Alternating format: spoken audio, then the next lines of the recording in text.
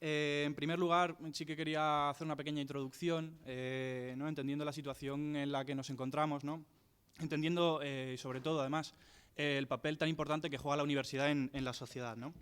En España la universidad está denostada, constantemente atacada, y se ha extendido el relato, ¿no? de que la universidad es un capricho, ¿no? Y que las estudiantes venimos aquí porque queremos estudiar, evidentemente, pero que venimos a estudiar, ¿no?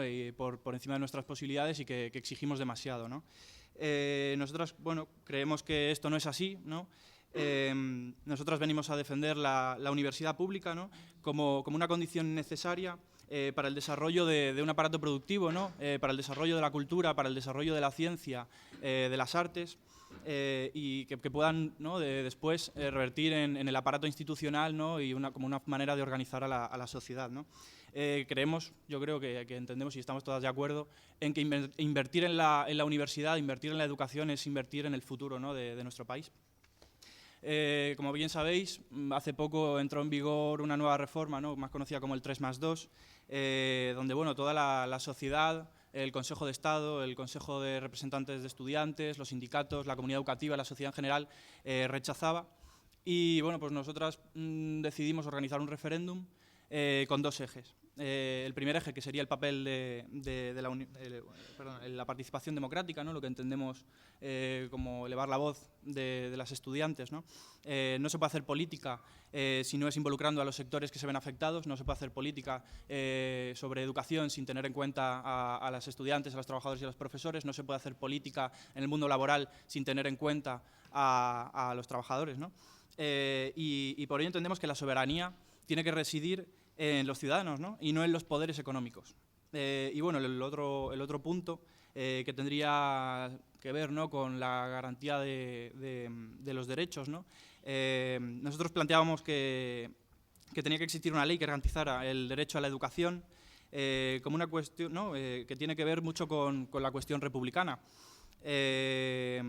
Garantizar, ¿no? un Estado que sirva para garantizar los derechos y las necesidades reales de la población, ¿no? Entonces, bueno, voy a dar paso a las intervenciones de las ponentes, ¿vale? En primer lugar va a hablar María Eugenia Rodríguez Palop, profesora de Filosofía del Derecho en la Universidad Carlos III y especialista en Filosofía Política y Derechos Humanos.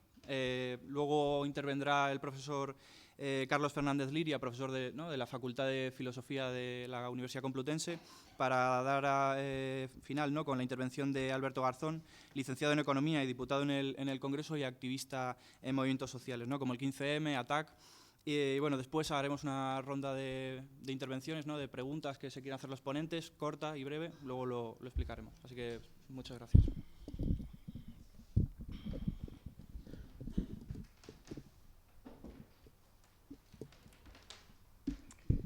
Buenos días a todos y a todas. Muchísimas gracias por esta invitación. Yo voy a intentar hacer un repaso a lo que sería el marco político o el modelo político republicano, poniéndolo en relación con el modelo político neoliberal, que es el que está vigente, no solamente por la contraofensiva reaccionaria del PP, sino también por el propio texto constitucional vigente.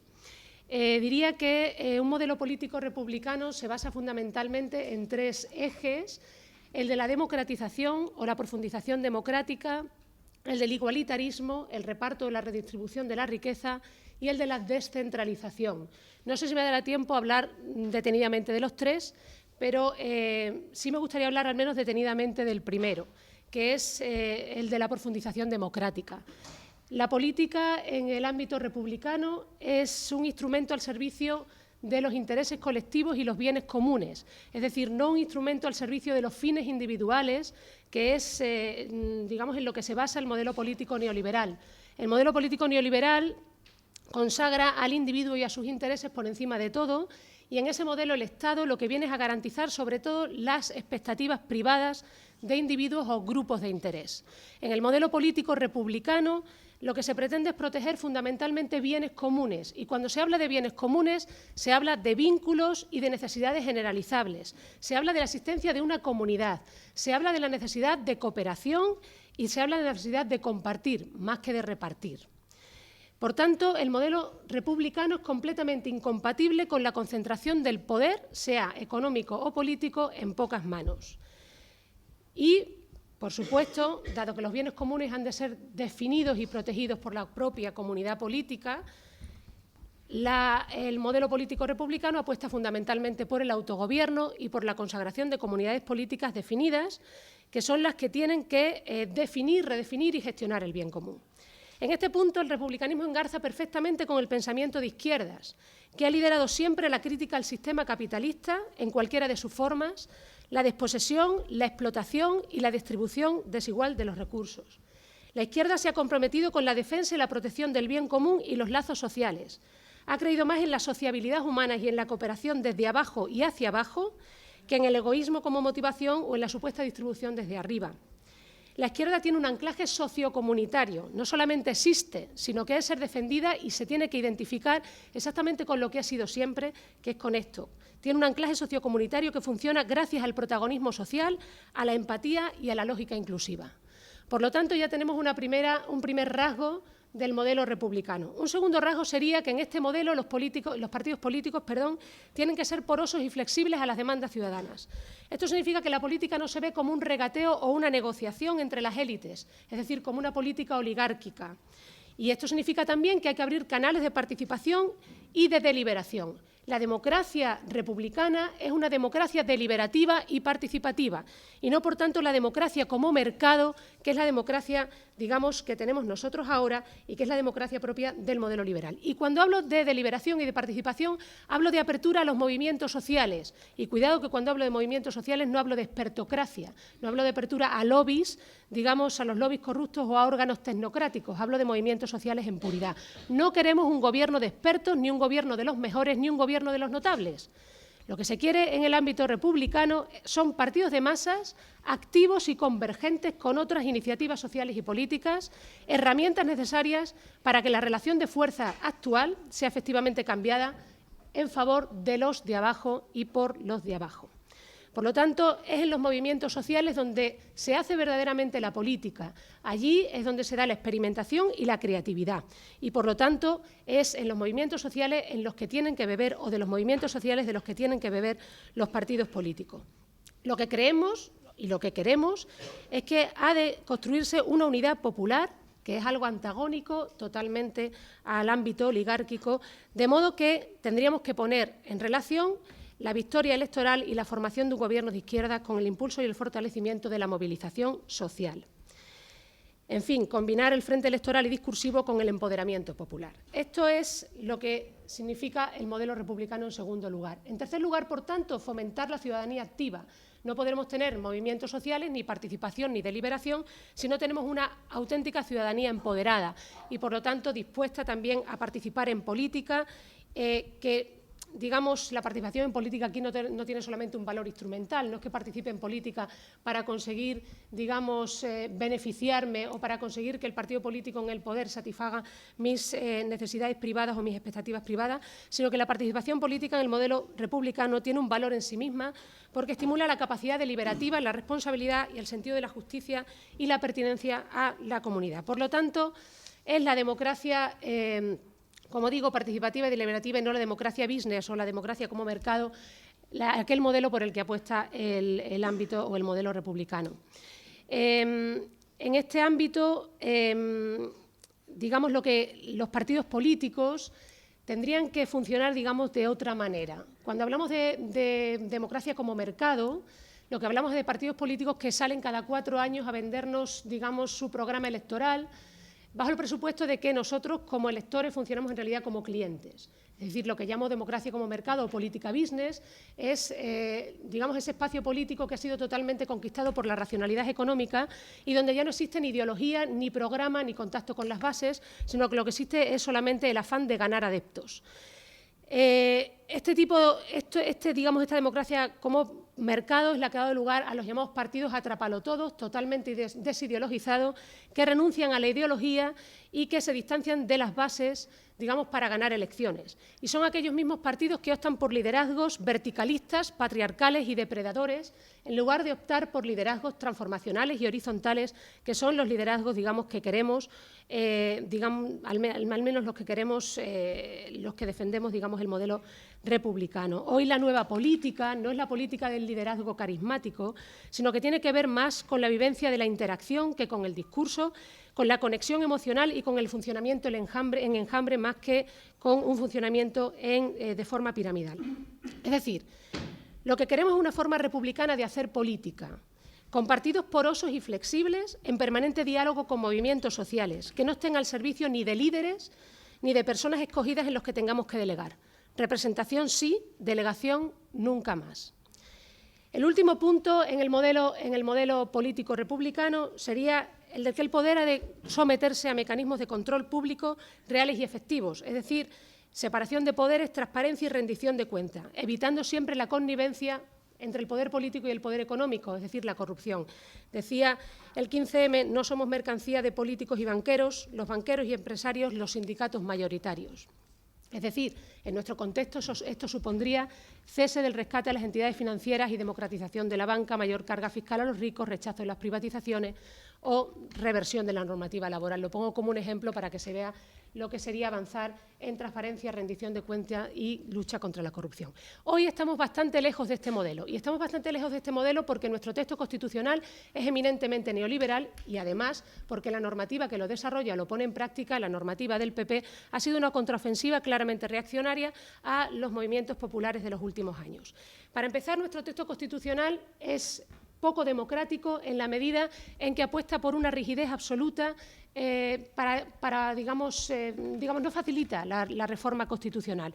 La rigidez constitucional es total y se establecen cotos vedados para cuya reforma se exige, en algunos casos, mayoría de 2/3 de ambas cámaras, disolución de las Cortes o referéndum obligatorio. Es decir, reformar la Constitución es prácticamente imposible, especialmente cuando afecta a determinados ámbitos que están vedados, como puede ser el modelo de Estado o el propio catálogo de derechos fundamentales. Además, nuestra Constitución altera el equilibrio de poderes en favor del Ejecutivo, porque establece una moción de censura que solamente puede ser constructiva. La Constitución republicana del 31, sin embargo, establecía una moción de censura destructiva, aparte de que la Constitución del 78 consagra el bicameralismo, el bipartidismo, y la Constitución del 31, por ejemplo, era muchísimo más abierta en este sentido y construía un Parlamento fuerte y un Ejecutivo bicéfalo, es decir, que el Parlamento en la Constitución republicana era mucho más fuerte que el Ejecutivo, algo que no sucede hoy con nuestra Constitución del 78.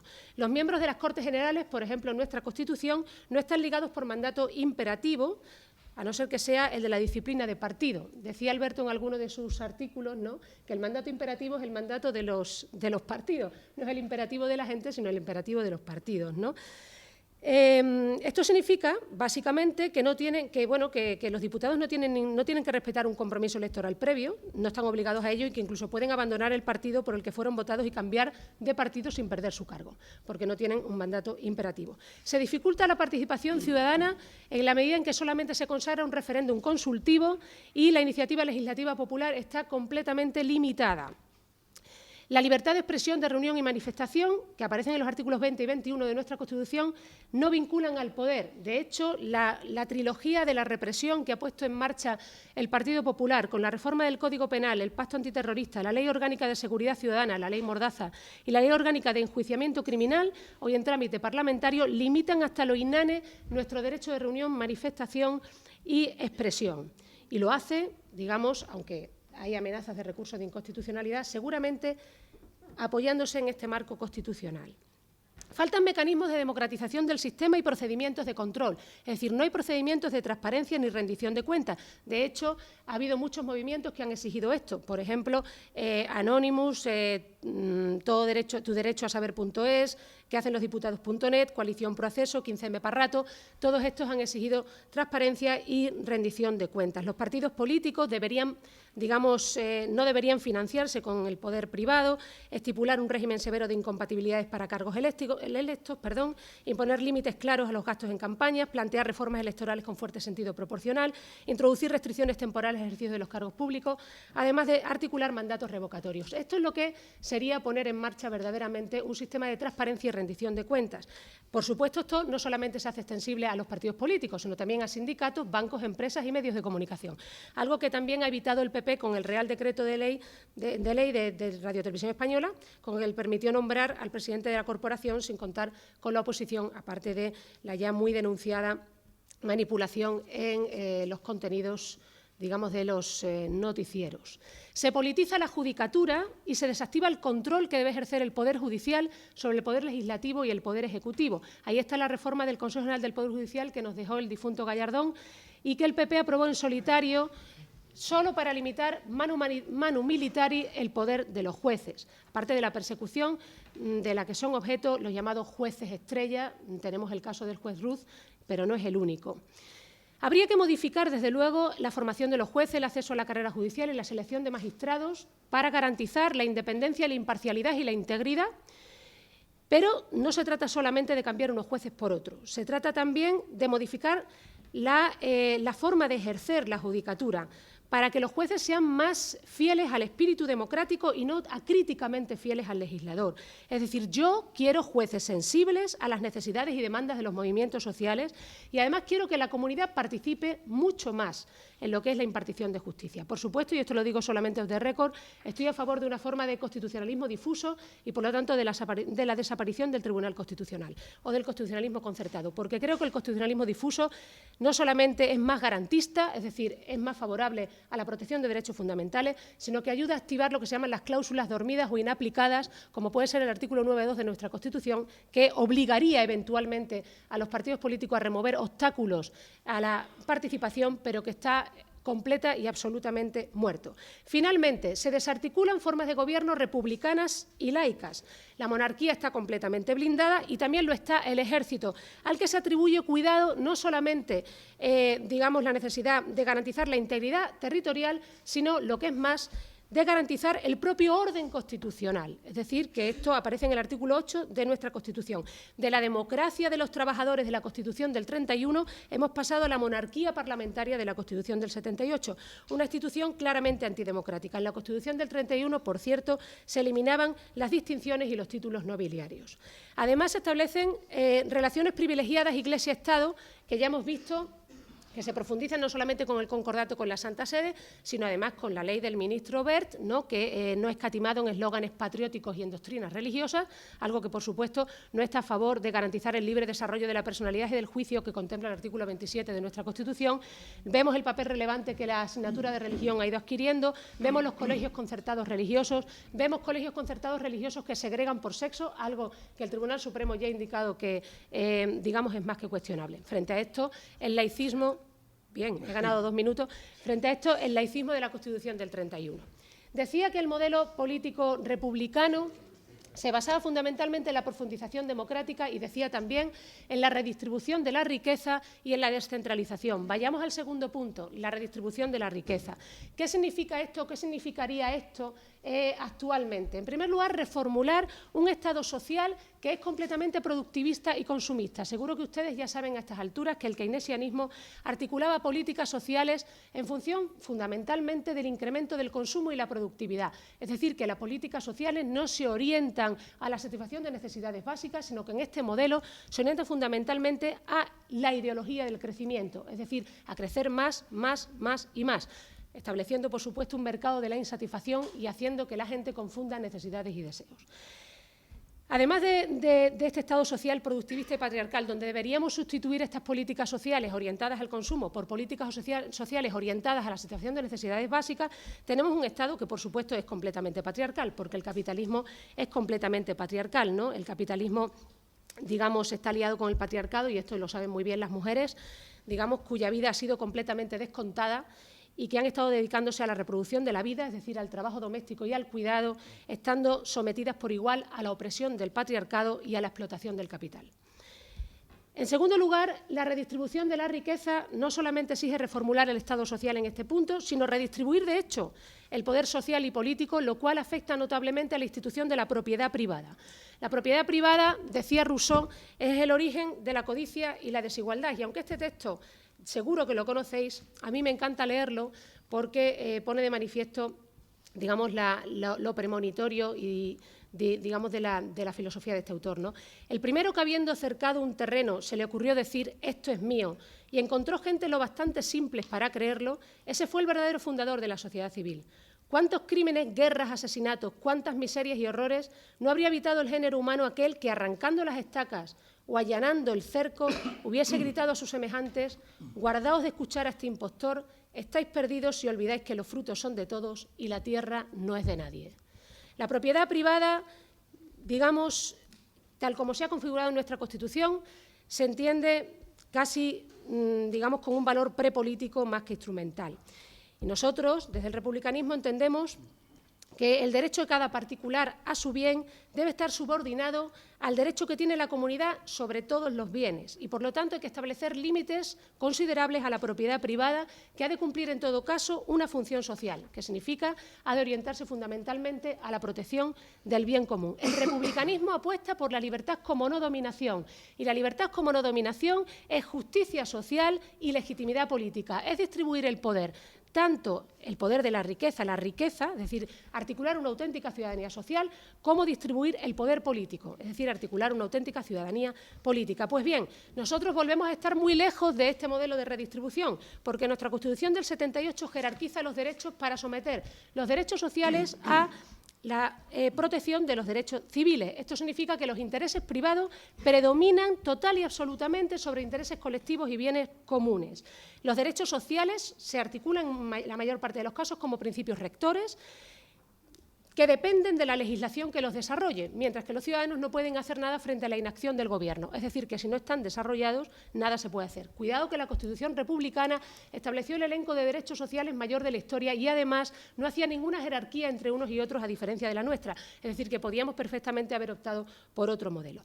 Los derechos sociales, por tanto, hoy no están garantizados y eso permite precisamente que se articule o que se reforme el artículo 135 de la Constitución para, digamos, desproteger derechos sociales en favor del pago a los acreedores de la deuda, ¿no? Hoy defender el derecho al trabajo, a la educación, a la salud o a la vivienda en España está entre la ingenuidad y la provocación. Y si alguien tiene alguna duda sobre esto, y esto lo escribí ayer en un artículo, que se lea el informe publicado recientemente por la Comisión de Libertades Civiles, Justicia y Asuntos de Interior del Parlamento Europeo, que no está configurado especialmente por un conjunto de humanistas. Es decir, que ya tiene que ser bastante obvio.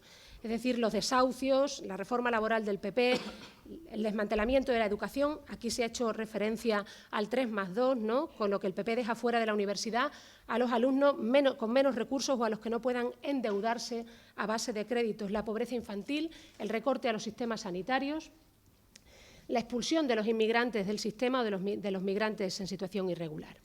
La Constitución del 78 establece además un gobierno de, por y para las empresas, es decir, fundamentalmente economía de mercado y libertad de empresa frente al derecho al trabajo.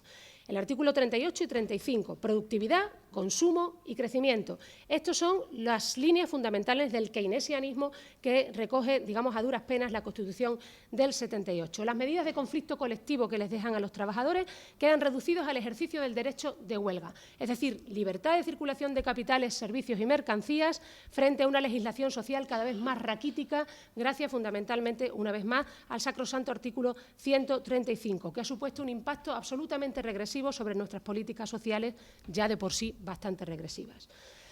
En fin, tampoco se contempla apenas la socialización y los límites de la propiedad privada. Por ejemplo, debería desarrollarse el artículo 129.2 de la Constitución, que establece que los poderes públicos pueden articular medidas para facilitar el acceso de los trabajadores a la propiedad de los medios de producción. No se sabe, digamos, está en el limbo o en un lugar desconocido. El artículo 129.2. Podrían articularse diferentes formas de regímenes propietarios, pública, privada, social, cooperativa, pero no es el caso. Es decir, que seguimos bastante ajenos, bastante lejos, no solamente, repito, por la contraofensiva estructura pepera, sino también por el texto constitucional. Seguimos bastante lejos de la redistribución de la riqueza. Y finalmente, voy terminando, la descentralización. Que el Estado está en crisis es obvio porque el Estado, decía Ferrajoli, es demasiado grande ya para las cosas pequeñas y demasiado pequeño para las cosas grandes. Ya el Estado no tiene la medida de todas las cosas. Y esto no significa que el Estado tenga que ser suprimido, pero sí tiene que ser superado. Es decir, que hace falta repartir el poder en diferentes instancias políticas coordinadas en función de una serie de criterios. Por lo tanto, no solamente garantizar la autonomía privada a base de derechos fundamentales individuales, sino también garantizar la autodeterminación colectiva y el autogobierno. ¿Esto qué significa? Significa descentralizar el poder en ámbitos infraestatales y en ámbitos supraestatales. Y significa apostar, por tanto, por un municipalismo integrador, participativo, de vocación federativa y de cooperación solidaria. Es decir, un municipalismo que además es el lugar donde es más fácil participar, donde es más fácil debatir y donde se estimulan los vínculos de proximidad y la cohesión social que son necesarios para la gestión de los bienes comunes. Es decir, yo diría que el municipalismo es muchísimo más sensible a la política de los afectos, de los encuentros y de las experiencias colectivas, que son las que hoy, yo creo, identifican a la nueva política. Es en la ciudad entendida, digamos, como la comunidad local, donde pueden surgir y fortalecerse la unidad popular como un sujeto de soberanía. Y es allí donde se ensancha la agenda política con el relato de las personas de a pie, y es donde pueden atenderse adecuadamente muchas de sus necesidades. Cuidado que estamos también muy lejos del municipalismo, no solamente porque nuestra Constitución establece una fórmula no establece ningún tipo de fórmula plurinacional que favorezca ni lo federal ni lo confederal.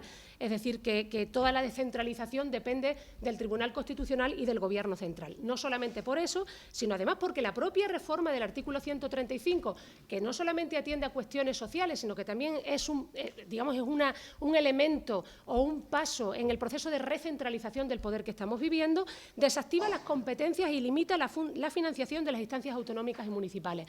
Y todo ello sin, digamos, considerar la gran ley de régimen local vigente ya hace un tiempo y que desactiva o, digamos, por completo la autoridad o la autonomía de municipios, sobre todo de los menores de 20.000 habitantes. Entre otras cosas porque reduce drásticamente sus competencias y las deriva a la Diputación, que no tiene legitimidad democrática directa, es decir, que no es completamente representativa. Con esto, bueno, pues el PP se salta a la torera la Carta Europea de la Autonomía Local, en la que se deja claro, por ejemplo, que las políticas públicas han de gestionarse en el espacio más cercano posible a la gente, dado que esta cercanía garantiza la participación y el control ciudadano. Es decir, que se desconoce la descentralización, el municipalismo, la soberanía y, por supuesto, cualquier discurso de la identidad. Esta ley ha sido objeto de 9 recursos de inconstitucionalidad admitidos a trámite y se ha saldado con el absoluto rechazo de casi 3.000 municipios, es decir, nada más y nada menos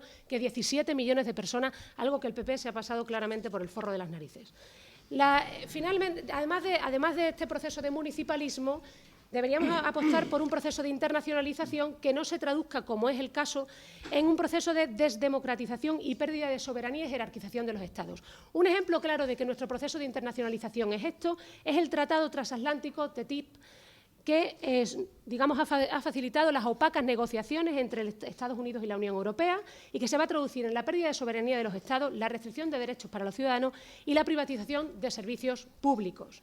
Conclusión. Si queremos un proceso constituyente a la luz de la República, tenemos que apostar por una profundización democrática, que no tenemos, un reparto de la riqueza y una mayor descentralización, precisamente para evitar la contraofensiva reaccionaria que estamos viviendo, que combinada con el texto constitucional completamente neoliberal, nos sitúa hoy bastante lejos de este modelo. Tenemos que estimular la conciencia política y la movilización social, precisamente inspirándonos en este modelo republicano, que es el más favorable a las mayorías sociales, el más democrático y el más igualitario. Y esta es la utopía válida y razonable que debe guiar nuestra acción política y que se está fraguando, desde luego, a la izquierda del tablero, es decir, en la nueva izquierda. Yo diría, y ustedes podrán decir, bueno, pues esto, qué utópico y tal, que esto va a ser imposible. Yo en esto me atengo mucho a lo que decía el 15M, ¿no? Si no nos dejáis soñar, no os dejaremos dormir. Salud y República, muchas gracias.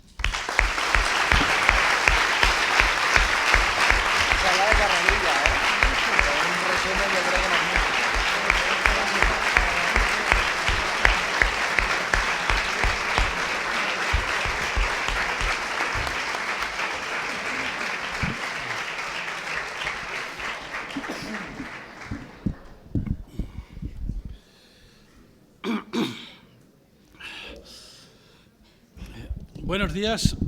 Bueno, me han dicho que este micrófono solamente sirve para el streaming, entonces yo no sé si no se me oye por ahí, me lo decís. ¿Se me oye bien? Bueno, pues hablo un poco más alto todavía. Pues yo comenzaría con una mínima advertencia académica, diciendo que, bueno, que república en principio, tal y como concibo yo el término, como lector pues, de Kant, fundamentalmente, que es lo que yo suelo tener en la cabeza para este tipo de cosas, es un término que no se opone que no se opone a monarquía, como se suele pensar, sino que se opone a despotismo. Es decir, deberíamos de hablar de república fundamentalmente ahí donde podemos hablar de algo así como división de poderes. Y eso sería para mí la diferencia específica que caracteriza a lo republicano, de tal manera incluso que podríamos perfectamente hablar de una monarquía republicana, una monarquía compatible con un régimen republicano, en tanto que fuera compatible con la división de poderes. Por supuesto, para Kant eso es una cosa obvia, puesto que está defendiendo una monarquía precisamente desde principios republicanos. ¿Eso es aplicable a nuestra monarquía actual? Pues yo diría que claramente no, pero por otros motivos totalmente distintos que en este momento no vienen al caso y podemos hablar. Pero en principio yo no diría que el hecho de que un régimen político sea monárquico indica inmediatamente que no es republicano.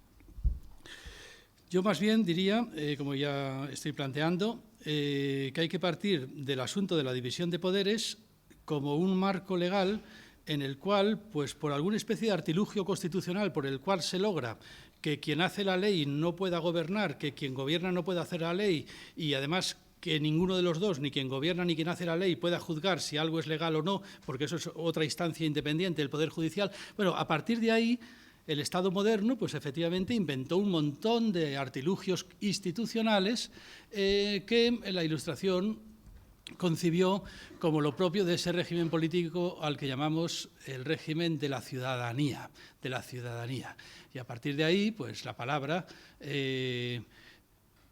ciudadano fue todo un caballo de batalla para los movimientos emancipatorios y revolucionarios. Yo siempre recuerdo que Marx no comenzaba sus discursos diciendo camaradas, tampoco comenzaba sus discursos diciendo hijos de la madre patria rusa, ni nada de eso, sino que comenzaba sus discursos diciendo ciudadanos. Y no debemos de olvidar que el aparato institucional que está a la base de la ciudadanía fue una reivindicación revolucionaria de primer orden que, por otra parte, fue en la propia Revolución Francesa muy rápidamente derrotado. Es decir, que yo diría más bien que el discurso de la ciudadanía fue un discurso derrotado, que finalmente distintos movimientos sociales, siempre revolucionarios, comunistas y anarquistas, tomaron el relevo de su defensa. Pero si no planteamos las cosas así, ya comenzamos planteándolas mal. Entonces, yo diría que tenemos que pensar siempre en la República como ese entramado institucional en el que se evita que la ley esté en poder de los hombres, es decir, que un hombre cualquiera pueda decir ordeno esto y eso se convierta en ley, porque quien hace la ley no va a ser quien ordena, precisamente. Una cosa es un decreto y otra cosa es una ley, y en esta especie de sistema de contrapesos se está jugando todo. Entonces, en ese ámbito en el cual se impide que haya déspotas que ordenan y su palabra se convierte en ley, pues se establece pues, un espacio en el que existe la esperanza ilustrada, para mí, y la esperanza ilustrada, de que quienes obedecen la ley sean al mismo tiempo colegisladores. Y eso es lo que llamamos democracia, que quienes obedezcan la ley sean al mismo tiempo colegisladores, pero sin que la ley deje de ser ley, porque podría ocurrir que la democracia legislara al margen de la ley, es decir, que la democracia legislara como un déspota, que es una cosa que está ya en Platón, está ya en Sócrates, y entonces una democracia muy profunda, muy real, una democracia muy participativa incluso, podría ser perfectamente despótica en la opinión de la mayor parte del pensamiento republicano, por lo menos del pensamiento republicano que yo llamaría de izquierdas y desde luego en la mayor parte del de derechas también incluso, es decir, introduciendo también incluso ahí a Kant. Bien, y yo creo que a lo que asistimos actualmente, en esta especie de momento tan ilusionante políticamente, es precisamente una recuperación del discurso republicano. Una recuperación de este tipo de discurso. Es como si la izquierda de pronto hubiera comprendido que puede recuperar ese discurso y que puede comenzar de nuevo otra vez a utilizar la palabra ciudadano en el mismo sentido que la utilizaba Marx. Bueno, pues para unos fines revolucionarios. Esto para mí es un milagro y por otra parte es una enorme alegría porque uno ya a mi edad pues estaba ya un poco cansado, hastiado de ver a la izquierda hacer el ridículo intentando inventar algo mejor que la ciudadanía y luego preguntando, por ejemplo, al gran sol rojo Mao Zedong qué idea se le podía ocurrir mejor que la ciudadanía, o a Stalin o a figuras de este tipo que evidentemente pues tendrían su mérito histórico más o menos genocida o más o menos encomiable, eso ya es una cuestión a discutir, pero en cualquier caso pues no eran personas que pudieran compararse con el cuerpo filosófico del pensamiento de la ciudadanía en eso que llamamos ilustración, pues no sé, como Kant, como Rousseau, como Locke, en fin, pues evidentemente no podemos poner en el mismo plano el pensamiento de Mao o el pensamiento de Stalin que en el pensamiento de Kant o de Rousseau, pues sencillamente porque los puedes leer y darte cuenta de cómo están hechas, de cómo de bien hechos están las cosas, ¿no? Pero bueno, en fin, para mí ha sido una enorme alegría darme cuenta de que por fin la izquierda comenzaba a dejar de regalar, podríamos decir, lo mejor del pensamiento republicano al enemigo, como si fuera algo así como pensamiento burgués despreciable, al mismo tiempo que se comprometía con la idea de generar una buena idea mucho mejor que el derecho, mucho mejor que el Estado de Derecho, mucho mejor que la división de poderes, mucho mejor que el parlamentarismo, y entonces todo era auténtico, todo era real, todo era profundo, todo era muy creativo, muy lúdico y tal y cual, pero bueno, en definitiva podía ser sencillamente en cuanto a resultados históricos que hemos tenido al respecto, pues la revolución cultural maoísta, el hombre nuevo guevarista, en fin, cosas que yo no diría que han sido experiencias políticas demasiado defendibles, sobre todo porque luego a la hora de ganar la batalla, esa batalla que ahora se llama la batalla por la hegemonía en las sociedades europeas, por ejemplo, pues nos resultaba prácticamente imposible con ese bagaje cultural de izquierdas, pues convencer a nadie de nada, ¿no? Bien, a todo esto, cuando me invitan a esto, me mandan un email diciéndome que me lea un artículo de Alberto Garzón, publicado en La Marea, que se llama La revolución pasiva que padecemos. Artículo excepcional, como siempre me suele ocurrir con Alberto Garzón, pues estoy completamente de acuerdo. También, por cierto, estoy completamente de acuerdo con María Eugenia Rodríguez prácticamente en todo, solamente en el énfasis de ciertas cosas, pero vamos, es una cuestión de detalle. Y entonces yo lo que me pregunto es si estando tan de acuerdo hay algo que discutir. Y claro que hay algo que discutir, porque el artículo incluso me ha sentado un poco mal, pero me pregunto por qué si estoy completamente de acuerdo. Y efectivamente esto es una cuestión filosófica pues muy elemental. Lo que pasa es que bastante difícil, pero y no da tiempo de contarla en 20 minutos que me han dado, pero bueno, 4 palabritas. En filosofía solemos distinguir entre las diferencias de razón y las diferencias de juicio. Una cosa es razonar mal, que eso evidentemente ni María Eugenia ni Alberto harían en ningún caso, y otra cosa es el asunto del juicio. Eso de juzgar si... Vamos a ver, una cosa es decir, si esto es un gato, entonces tal y tal, por esta razón y por esta razón. Eso puede ser un razonamiento perfecto.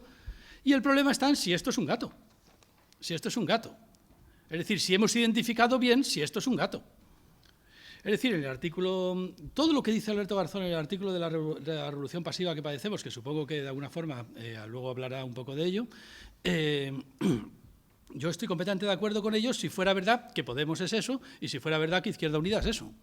Yo lo que no sé es si eso es un gato, si es Izquierda Unida es eso y Podemos es eso. Eso es lo que no sé. Y eso ya no es un problema de razonamiento, eso es un problema de una facultad misteriosa, oculta, que ya no tiene reglas, que es la facultad de la política, precisamente, para Kant y para Hannah Arendt, por ejemplo, que es la capacidad de juzgar. Una cosa es tener... hay una frase que dice, has perdido el juicio. Si has perdido el juicio no quiere decir que razones mal. Una persona puede razonar perfectamente, como un paranoico que razona perfectamente, pero haber perdido el juicio. Los paranoicos te montan unos sistemas de razonamiento impresionantes. Verdaderos engranajes metafísicos perfectamente razonados y no se les escapa ni un detalle. Precisamente por eso son paranoicos. Pero claro, el problema está en que han perdido el juicio. Bueno, pues esa facultad de juzgar, de identificar, por ejemplo, eso no me pasa, por supuesto, por si acaso estoy generando un malentendido, eso no me pasa con Alberto Garzón, ni me pasa con María Eugenia, eso no me pasa con ella, ni con ella ni con él. O sea, con ahí hay pequeñas discrepancias de juicio. Sí que veo a mi alrededor personas que han perdido el juicio, o sea, por lo menos en ese sentido. Muchos colegas míos en el bar de profesores, o sea, en la Facultad de Filosofía. Pues yo digo, es que esto no es un problema de razonamiento, esto es un problema de que no hay juicio. O sea, por ejemplo, un amigo mío, y buen amigo mío además, yo creo, y además compañero, y además a una persona a la que admiro muchísimo. Pero bueno, yo creo que tiene un problema en el juicio, ¿no? O sea, José Luis Pardo. O su maestro Fernando Savater. A mí no me parece que razonen mal, razonan perfectamente. Yo lo que no sé es si tienen el juicio bien colocado. O sea, por ejemplo, José Luis Pardo escribió un artículo con el que yo estaba absolutamente de acuerdo en todas y cada una de sus frases. Y era un artículo que hablaba precisamente se llamaba la identidad entre un dictador totalitario y un caudillo asesino. Entonces se explicaba por qué un dictador totalitario era lo mismo que un caudillo asesino y por qué un idealista consecuente, porque ese era el truco del artículo, que había un término medio. Un dictador totalitario es un idealista consecuente y un idealista consecuente es un caudillo asesino. Y entonces resulta que lo leías y estabas completamente de acuerdo en todo, pero es que luego lo que ocurría es que se estaba refiriendo al Che Guevara. Porque claro, yo estaba completamente de acuerdo, pero puestos a identificar ese idealista consecuente que era un caudillo asesino y un dictador totalitario, pues yo habría dicho, bueno, claro, está hablando de Pinochet. No, ¿qué coño? Estaba hablando del Che Guevara, ¿no? Eso es un problema de juicio, no de razonamiento, porque las razones que daba eran perfectas, ¿no? Bueno, pues eso. ¿Qué pasa con lo de Podemos tal? 3 líneas muy cortas sobre el artículo de Alberto. Podemos es ante todo una maquinaria electoral que ha identificado muy bien, que todo el mundo sabe, que todo el mundo ve, pero tanto las clases dominantes como las clases subalternas, que hace falta un cambio. Claro, como ese hace falta un cambio ya circula por todas las clases dominantes y subalternas, pues efectivamente eso, si solamente fuera eso, esa consideración, hace falta un cambio, se correría el peligro de operaciones transformistas, como él dice, por las cuales determinados discursos que parecen de izquierdas pudieran ser retomados por la derecha, cambiando muy poquitas cosas, ¿no? Claro, esta maquinaria electoral, además, funciona con un discurso controladamente ambiguo, que además ha renunciado a toda pedagogía política. Es decir, es algo así como tenemos un discurso, un sentido común que clama hace falta un cambio, se renuncia a la pedagogía política y entonces hace falta nadar en un mar de ambigüedades de tal manera que lo último que te queda ya sobre la mesa en todo caso es el asunto de la corrupción. Y entonces Podemos, por ejemplo, lucharía contra la corrupción. Claro, si esto es así, efectivamente, ese discurso es completamente transformable, irrecuperable por lo que él llama una revolución pasiva, una revolución desde arriba, una revolución de los ricos, precisamente, que nos dan un cambio diciendo que van a luchar contra la corrupción, luego ya veremos si lo hacen o no, y entonces están dando a la población de tal manera que al final Podemos y el PP, en definitiva, podrían retroalimentarse mutuamente en un discurso, en realidad, que peca fundamentalmente de que no se sabe, en definitiva, lo que está diciendo. Bueno, pues yo diría, para mí no ha sido Podemos eso. Si corre el peligro de serlo, entonces habrá que luchar porque no lo sea. Yo diría que Podemos ha sido más bien, y por eso he comenzado como he comenzado, el antídoto contra esa ambigüedad. Yo lo que creía más bien es que en Podemos lo que se podría identificar era precisamente la reivindicación de un discurso republicano a favor de la ciudadanía que planteara muy claramente un discurso muy preciso, con una buena pedagogía política, que precisamente explicara algo a la población que la población está a punto de entender, y que es algo tan sencillo como que todo el entramado institucional de las instituciones republicanas pensada por los pensadores de la Ilustración, todo eso que llamamos parlamentarismo, Estado de Derecho, garantías jurídicas, etcétera, etcétera, etcétera, funciona muy mal o en realidad no funciona en absoluto bajo condiciones capitalistas. Y que, por tanto, hace falta de alguna forma legislar contra el dinero para dar la libertad a la gente en lugar de legislar contra la gente para dar la libertad al dinero. Es una frase de Eduardo Galeano, pero muy gráfica, ¿verdad? Hace falta legislar contra el dinero para dar una república a la gente, para que las instituciones democráticas de nuevo otra vez puedan empezar a funcionar. Si es que funcionaron alguna vez. Un poco funcionaron sí y otro poco no. Entonces, pero fundamentalmente mucho no. En realidad han funcionado por ahora muy poco. Entonces, yo lo que diría es, la izquierda, en lugar de clamar por un hombre nuevo maoísta, por un hombre nuevo guevarista, por un hombre nuevo stalinista, por un trabajador estajanovista o algo así, la izquierda puede tomar sobre sus espaldas el discurso de lo mejor de la Ilustración, el discurso de Rousseau, el discurso de Locke, el discurso de Kant, el discurso de los que pensaron nuestro Estado de Derecho, y decir que ese Estado de Derecho es incompatible con estas condiciones económicas. Eso lo entiende cualquiera, y estamos en una condición en que todo el mundo lo está viendo, porque todo el mundo sabe que no nos gobiernan los gobiernos, que nos gobiernan los bancos, y que el poder nunca está en el Parlamento, que el poder siempre está en otro sitio. Todo el mundo sabe que esto no es un imperio de la ley, todo el mundo en el fondo ya sabe perfectamente que esto es un imperio del Banco Central Europeo, pero que no es un imperio de la ley, que aquí no hay imperio de la ley, que no hay Estado de Derecho, ¿no? Y eso sería fácil de retomar. Por otra parte, este discurso tampoco lo ha inventado Podemos, porque es que lo más gracioso del caso es que este discurso, que además fue ya una vez muy exitoso, lo inventó un señor que precisamente es de Izquierda Unida, que se llama Anguita. Ese discurso fue el discurso de Anguita. Y yo lo que estaba esperando es, joder, ¿alguna vez volverá a surgir una Anguita? ¿No? Que claro, Alberto Garzón se parece bastante, eso es verdad. Pero surgirá otra vez una Anguita capaz efectivamente de conectar con una evidencia del sentido común para toda la población. Y es que esto no es un sistema parlamentario, que lo parece, pero no lo es, porque esto es una dictadura económica con una fachada parlamentaria, y que lo que queremos contra esta dictadura económica no es inventar una asamblea permanente en una plaza pública. Lo que queremos contra esta dictadura económica es un sistema parlamentario. Bueno, eso decía Anguita y eso digo yo. Yo lo que quiero es un sistema parlamentario, no una asamblea permanente en el que constantemente la voz despótica de cualquiera que se llame a sí mismo pueblo se pueda convertir en orden con apariencia de ley. No, porque para eso ya tengo a los poderes económicos que sus órdenes son leyes. Lo que quiero es división de poderes, lo que quiero es ciudadanía, lo que quiero es división de poderes, imperio de la ley, etcétera, etcétera, etcétera. Lo interesante es ver, efectivamente, que ya termino, porque me quedan solamente 2 minutos, o 3, sí. Todo este entramado constitucional del discurso ciudadano es incompatible, es impracticable bajo condiciones económicas de dictadura del capital financiero.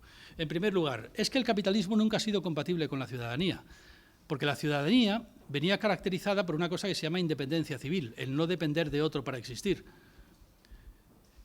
Y la población bajo el capitalismo es una sociedad proletarizada, y proletarizada quiere decir que te has quedado sin condiciones para subsistir. Es decir, es precisamente lo contrario. Un proletario es exactamente lo contrario de lo que Kant llama un ciudadano. Y por eso Kant, como es de derechas, lo que dice es pues, que no voten los proletarios. Es que no pueden votar, no son ciudadanos, porque dependen de otro para existir.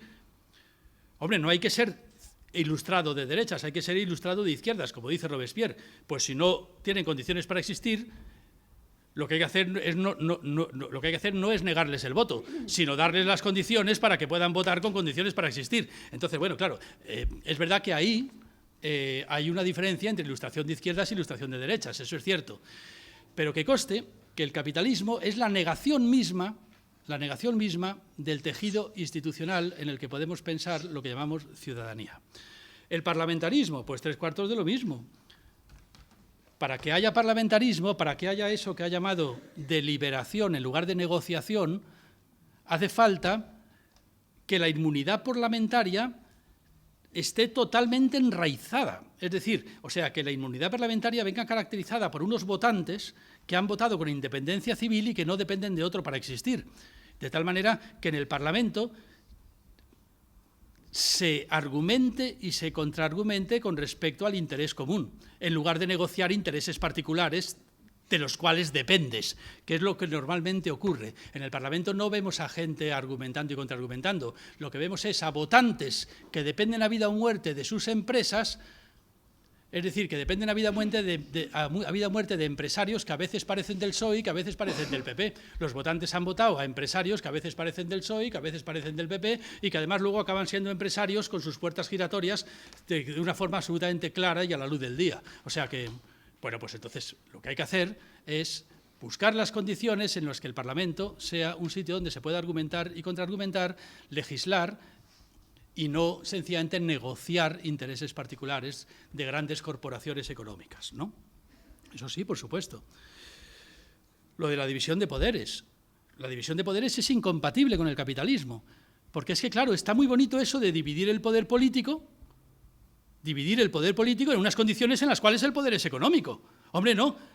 Si el poder es económico, habrá que dividir el poder económico. En todo caso, si lo que se trata es de dividir el poder político para poder dividir el poder económico, pues entonces lo que habrá que garantizar es que el poder político tenga más poder que el poder económico, de tal manera que el poder político pueda legislar contra el poder económico. Sabemos que incluso el PP y el PSOE consiguieron colar en la Constitución un artículo para que ni siquiera fuera ya posible ni concebible legalmente hacer eso. No, lo que hace falta es volver a insistir, el Parlamento debe de poder legislar sobre la economía. Es verdad que la historia del siglo XX no es demasiado gratificante, porque cada vez que el Parlamento ha intentado legislar sobre la economía ha habido un golpe de Estado y el Parlamento ha saltado por los aires. Y hay como 30 o 40 ejemplos en el siglo XX de cómo fueron las cosas. Porque está clarísimo. Esa es la mejor prueba de que efectivamente quienes dictaban la ley eran los poderes económicos. En el mismo momento que el Parlamento dicta una ley contra los poderes económicos se pagan un ejército, una invasión, un bloqueo y el Parlamento desaparece. Bueno, pues por lo menos decirlo, que quede claro. Vamos a ver.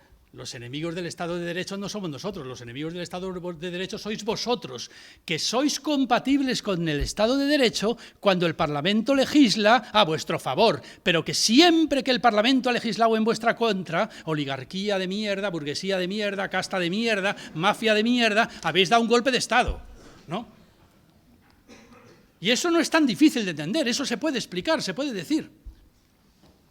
Es decir, yo tiraría siempre por el lado de menos populismo, efectivamente, menos ambigüedad y más precisión, efectivamente, a la hora de defender un discurso ciudadano.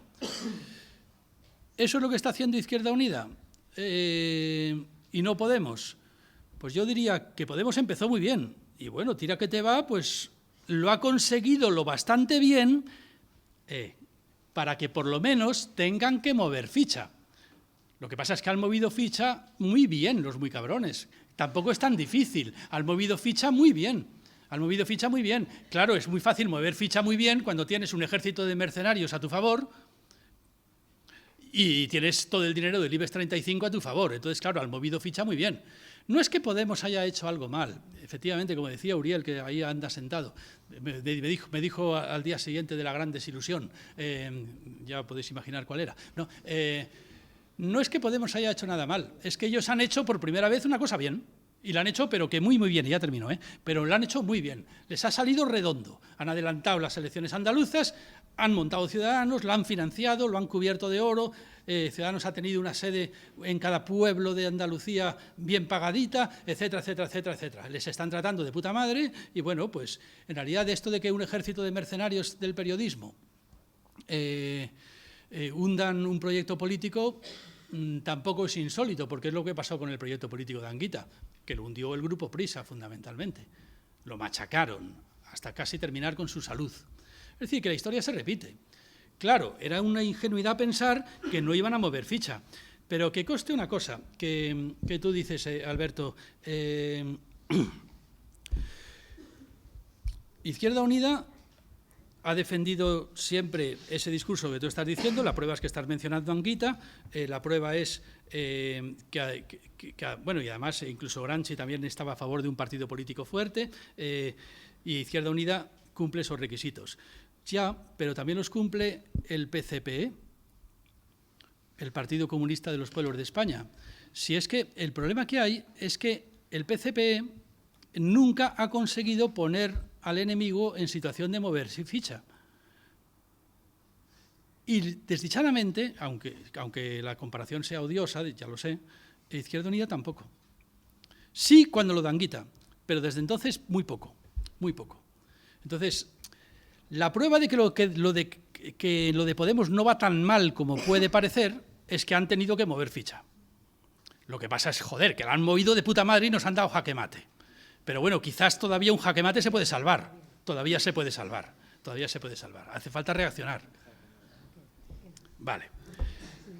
Nada más. Gracias.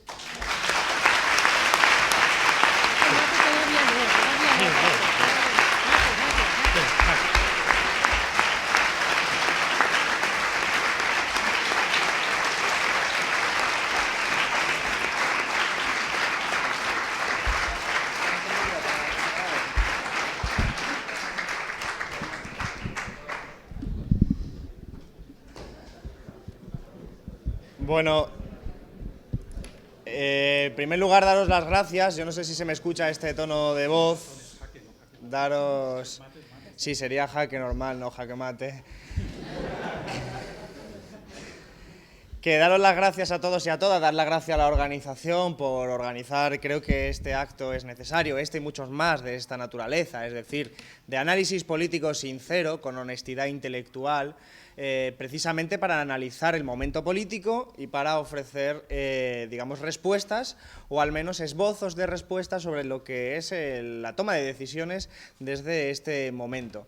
Creo que además María Eugenia y Carlos son pues, personas extraordinariamente bien formadas y con buen juicio, diría además, de las que yo aprendo continuamente en sus trabajos y además pues por eso creo que es muy importante escucharles y poner encima de la mesa pues determinados matices donde no nos vamos a encontrar, aunque compartamos bastantes aspectos. Además, como la intervención de Carlos ha sido también esencialmente provocadora, pues creo que esto es una ayuda para el debate más sincero y más honesto. Pero comenzaré diciendo que, a mi juicio, uno de los primeros elementos que tenemos que poner es qué momento vivimos, qué diagnóstico hacemos de lo que está sucediendo, y creo que se puede comenzar diciendo que ya vivimos un proceso constituyente, que estamos en este momento viviendo un proceso constituyente, pero como proceso constituyente no está siendo dirigido por las clases populares, no está siendo dirigido por la mayoría social, está siendo dirigido por la derecha política y económica, más allá de cómo queramos definir el concepto teórico, está siendo definido de tal forma porque el capitalismo, en su modo de anclarse y cristalizar en España, está agotado. Está agotado el capitalismo tal como lo hemos conocido las décadas anteriores en toda la periferia europea y, digamos de una forma, al capital, a las grandes empresas, les sobra y de hecho les sugiere como un obstáculo pues conquistas sociales como la sanidad pública, la educación pública y todas las conquistas sociales que se han conseguido en las últimas décadas. Y como les sobra, inician un proceso constituyente desde la derecha, desde arriba, precisamente con objeto de adecuar las instituciones políticas actuales a las necesidades de ese capitalismo. De ahí que la reforma laboral, por ejemplo, como un vértice muy claro, sea un elemento claro de ese proceso constituyente. La reforma laboral no es una reforma legislativa cualquiera, es la dinamitación del derecho del trabajo, precisamente para construir un nuevo marco y contexto institucional más favorable a las necesidades del capitalismo. Y junto con eso han venido más de 50 decretos en esta última legislatura, a la que habría que sumar un proceso constituyente que no empieza con la crisis. El proceso constituyente iniciado por la derecha es muy anterior a la crisis económica, solo que la crisis económica opera con la suerte de una especie de doctrina del shock, como diría Naomi Klein, de oportunidad para la derecha, excusa, razonamiento que permite instalar en la sociedad determinadas leyes a una velocidad que no hubieran sido posibles en un contexto de crecimiento económico como el de la burbuja inmobiliaria. Entonces, en este momento vivimos un proceso constituyente dirigido por la derecha, que es a la vez, naturalmente, un proceso destituyente, porque siempre que se constituye, se destituye lo anterior. ¿Qué se destituye? Pues se promueve un vaciado constitucional, una reforma del 135, un vaciado tanto formal como sustancial, es decir, pues la pérdida de instrumentos del Estado para poder determinar la política y, en definitiva, asistimos a ese proceso que María Eugenia describía como constitucionalismo neoliberal, que creo que tiene un ejemplo muy claro en cómo se ha construido y constituido la Unión Europea. La Unión Europea es un diseño institucional construido por las élites económicas y políticas y no en la forma tradicional en la que se venían constituyendo las constituciones de posguerra, sino de una forma totalmente antidemocrática, totalmente influenciada por la ideología neoliberal. ¿Por qué comienzo por esto? Comienzo por esto porque la disyuntiva no es entre proceso constituyente por la izquierda y quedarse como estamos. La disyuntiva es hacia dónde cambiamos, si vamos a cambiar hacia un orden social descrito por esa reforma institucional de la derecha o cambiamos hacia un orden social descrito pues, por principios y valores de la izquierda, que creo que son coordenadas que siguen teniendo vigencia y metáforas y conceptos que siguen teniendo validez. Por eso, el horizonte que planteaba en la exposición María Eugenia, ese horizonte republicano, que es un horizonte de concepción política, no solo de modelo de Estado que se enfrenta, como decía muy acertadamente Carlos, sino de concepción política, de cómo se visualiza lo político, cómo se visualiza lo económico, que es lo económico en términos de la libertad positiva y lo político en términos de la participación popular. Es decir, queremos una democracia donde haya instrumentos de participación que permitan el autogobierno. Y en lo económico queremos un concepto de libertad que se base en la noción de libertad positiva, es decir, en el que se pueda garantizar unas condiciones mínimas materiales de vida para que ahora sí se le pueda considerar ciudadanos a las personas que vivimos bajo una comunidad política. Por eso yo comparto la visión que acaba de exponer Carlos sobre el concepto de ciudadanía, pero advirtiendo que mucha gente, que incluso entre los que me encuentro yo en ocasiones, criticamos ese concepto de ciudadanía, es no por su carácter teórico histórico, sino por el uso que intenta diluir las diferencias dentro de una misma comunidad política y que considera de la misma categoría a Ana Patricia Botín como a cualquiera de los que estamos aquí. Evidentemente, comparto el fondo de qué significa ciudadano, comparto ese fondo sacado de la Ilustración y profundamente republicano, pero advirtiendo que como categoría hay que precisamente recuperarla para decir, todavía no somos ciudadanos. Nos gustaría ser ciudadanos, pero todavía no somos ciudadanos porque estamos privados de las condiciones materiales que nos permitirían serlo. Y por lo tanto hay que romper e impugnar pues, esa ficción jurídica que ya desarrolla el Código Napoleónico y que nos hace creer que somos todos exactamente iguales por el mismo hecho de participar políticamente en las mismas instituciones. Eso sí, sin tener presente las condiciones materiales. Entonces, el republicanismo... Yo comparto lo que decía también Carlos, como nueva política que no está nueva. Es decir, estamos viviendo probablemente desde el 15M un punto de inflexión en el que se recuperan demandas republicanas probablemente sin saber que lo son. Es decir, cuando se pide la austeridad en los cargos públicos, parece algo muy razonable, que incluso cierta izquierda cree que es populismo, en el sentido peyorativo del término, ahora haré una diferencia con un populismo, digamos, más académico, pero en realidad ignoran, por ejemplo, lo que para mí fue una de las experiencias que mejor sintetizan cómo casa la tradición republicana con la tradición socialista, que es la Comuna de París de 1871, y cómo de las primeras acciones que se toman es el fin de la situación privilegiada de los funcionarios públicos y se pone al mismo nivel que la mayoría de la sociedad. Eso es, cala en el sentido ético-político de lo que es el republicanismo. Y se ha venido recuperando toda esa visión de participación democrática, de democracia económica. Tras el 15M se ha venido recuperando y le hemos llamado nueva política, y en realidad no es tan nueva, sino que tiene un anclaje ya histórico en muchas demandas, pues desde la antigüedad griega hasta el presente, pasando por el Renacimiento y las revoluciones liberales. Pero, desde luego, creo que los sujetos políticos, y ahí iremos al problema del gato que nos ha saltado Carlos, el instrumento político de la emancipación o para la emancipación del ser humano, en una situación como la actual, tiene que estar embarazado de la nueva política. Es decir, tiene que tener dentro, en su forma institucional de funcionamiento, tienen que tener dentro las mismas características. Es decir, ha de ser 100% democrático, ha de ser participativo, ha de, evidentemente, tener ya imbuidos esos elementos. Por eso, adelanto mi respuesta rápida.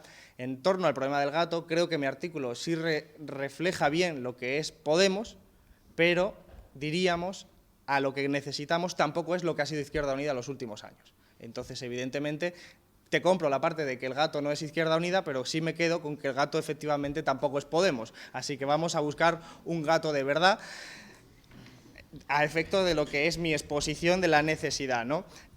Porque podemos caer en una retórica de nueva política con formas de la vieja política, con formas que no son 100% democráticas, con formas que esconden determinadas cuestiones con las que estamos luchando, ¿no?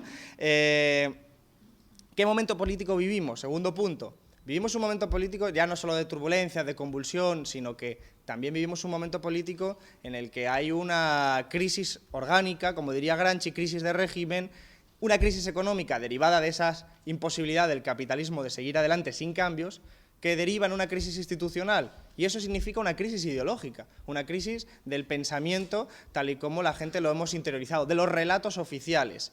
Y eso también está parejo a una ruptura generacional. Por eso podemos decir que en este momento de transición del propio capitalismo hacia un escenario que quiere caminar de orden regresión social, hay dos sociedades conviviendo al mismo tiempo. Eso, por ejemplo, Ernest Bloch, que teorizaba y teorizó sobre ello, pues le llamaba momento histórico de temporalidad asincrónica. Dos sociedades distintas e incluso antagónicas conviviendo al mismo tiempo. Convive una sociedad fordista de tipo keynesiano, donde la gente tiene trabajo indefinido, perspectivas de futuro, propiedades, que es fundamental, gente que, digamos, pueden ser nuestros padres desde mi generación y nuestros abuelos, que han tenido unas ciertas propiedades, tienen certezas, van a cobrar una pensión, sea más alta, sea más baja, y esa sociedad convive con una sociedad post-fordista de gente que nos hemos insertado en la sociedad y en la comunidad política con trabajos temporales, trabajos precarios, ninguna certeza, evidentemente ninguna certeza con respecto a las pensiones y tampoco ninguna propiedad material. Por lo tanto, es una ruptura generacional aparente, porque en realidad lo que es una ruptura en las condiciones materiales de vida entre dos partes de la sociedad. Lo que ocurre es que la mayoría de los jóvenes caemos en la sociedad posfordista, pero no podríamos pretender decir que un joven enriquecido, hijo de familia de la aristocracia, pues vaya a ser parte de la sociedad posfordista. No, pero nosotros sí que estamos viendo cómo hay dos sociedades que conviven al mismo tiempo. Hay una sociedad más o menos, digamos, de la modernidad y una sociedad más o menos de la posmodernidad. Ese es el contexto en el que vivimos y los relatos para los jóvenes han sido muy claros. Nos dijeron, estudia primaria, secundaria, ve a la universidad, aprende idiomas, tal. Si sigues todo esto llegarás a cierta meta. Y el dispositivo ideológico era, vivirás mejor que vuestros padres. Pero claro, hoy ya eso no es creíble. Hoy sabemos, entre otras cosas, que vivimos igual que nuestros abuelos, es decir, teniendo que emigrar por razones económicas. Entonces se rompen los relatos y lo que hay es orfandad, en términos de cuál es el relato de mi vida. Cuál es el relato de mi vida y cuál es el relato político. Y eso afecta, pues, a todos los relatos construidos sobre la institución. Y yendo, entonces, a la oportunidad que se abre en términos de disputa política, no solo de disputa de relatos, y en esto quiero centrarme, sino de disputa política, de cómo tenemos una oportunidad para aprovechar esa grieta en el sistema político, en el régimen político, para construir un sistema en favor de la mayoría social y que sea de emancipación, es ahí donde tenemos que ver cuáles son los sujetos políticos y los instrumentos políticos que lo lleven a cabo. Y ese es el problema del gato. Creo que uno de los elementos fundamentales es hacer la crítica de la izquierda, en términos históricos, como lo ha podido hacer Carlos, pero también en términos más recientes, en términos de cómo se construye un pueblo. El concepto pueblo es una construcción social, no existe. Es una construcción social, y como toda construcción social tiene más que ver pues, con la identidad y con las creencias y los sentimientos. Yo me siento catalán, me siento vasco, me siento de clase obrera, pero no tiene nada más que ver que con esa cuestión. Ahora bien, ¿cómo se construye un pueblo? Creo que un pueblo no se construye solo desde los relatos, se construye especialmente de la praxis. Esa es la diferencia fundamental entre una estrategia política de populismo de izquierdas teorizada por Laclau frente a una estrategia de la izquierda clásica que habla de la praxis y habla del conflicto social y de las condiciones materiales de vida, señalando que es ahí el lugar donde se conforma la esencia pueblo. Bajo a lo concreto. Cuando nosotros vamos a un desahucio, hemos ido a los desahucios, hemos visto en muchos casos la cristalización de lo que Gramsci llamaba el intelectual orgánico. Es decir, pero no han sido los partidos de izquierda. Esa es la crítica que tiene que hacer la izquierda. Han sido, fundamentalmente, pues, asociaciones como la Plataforma de Afectados por la Hipoteca. ¿Por qué? Pues porque iba a un barrio donde la gente estaba desideologizada, es decir, tenía sentimientos de injusticia, como puede ser, le están robando a mi vecino la casa, se la está robando un banco, y me quedo en ese nivel de análisis superficial, epidérmico, pero que detecta una injusticia, y va a ayudar a parar el desahucio. Y es entonces cuando viene el intelectual orgánico llamado Plataforma de Afectados por la Hipoteca, que eleva ese sentimiento de injusticia a nivel de compromiso político, porque no solo se suma de igual a igual al conflicto social y de tu lado, sino que además te explica que las razones por las que te están desahuciando tienen que ver con una disposición institucional y política que relaciona al poder económico, al poder político y, en esencia, ese ejercicio es de pedagogía política. Entonces, es ahí donde hay un salto desde la indignación, la frustración, la rabia, al compromiso político, que es mucho más firme que cualquier otro tipo de estrategia. Y es ahí donde debería haber estado la izquierda. De hecho, es ahí donde estaba la izquierda en la lucha antifranquista.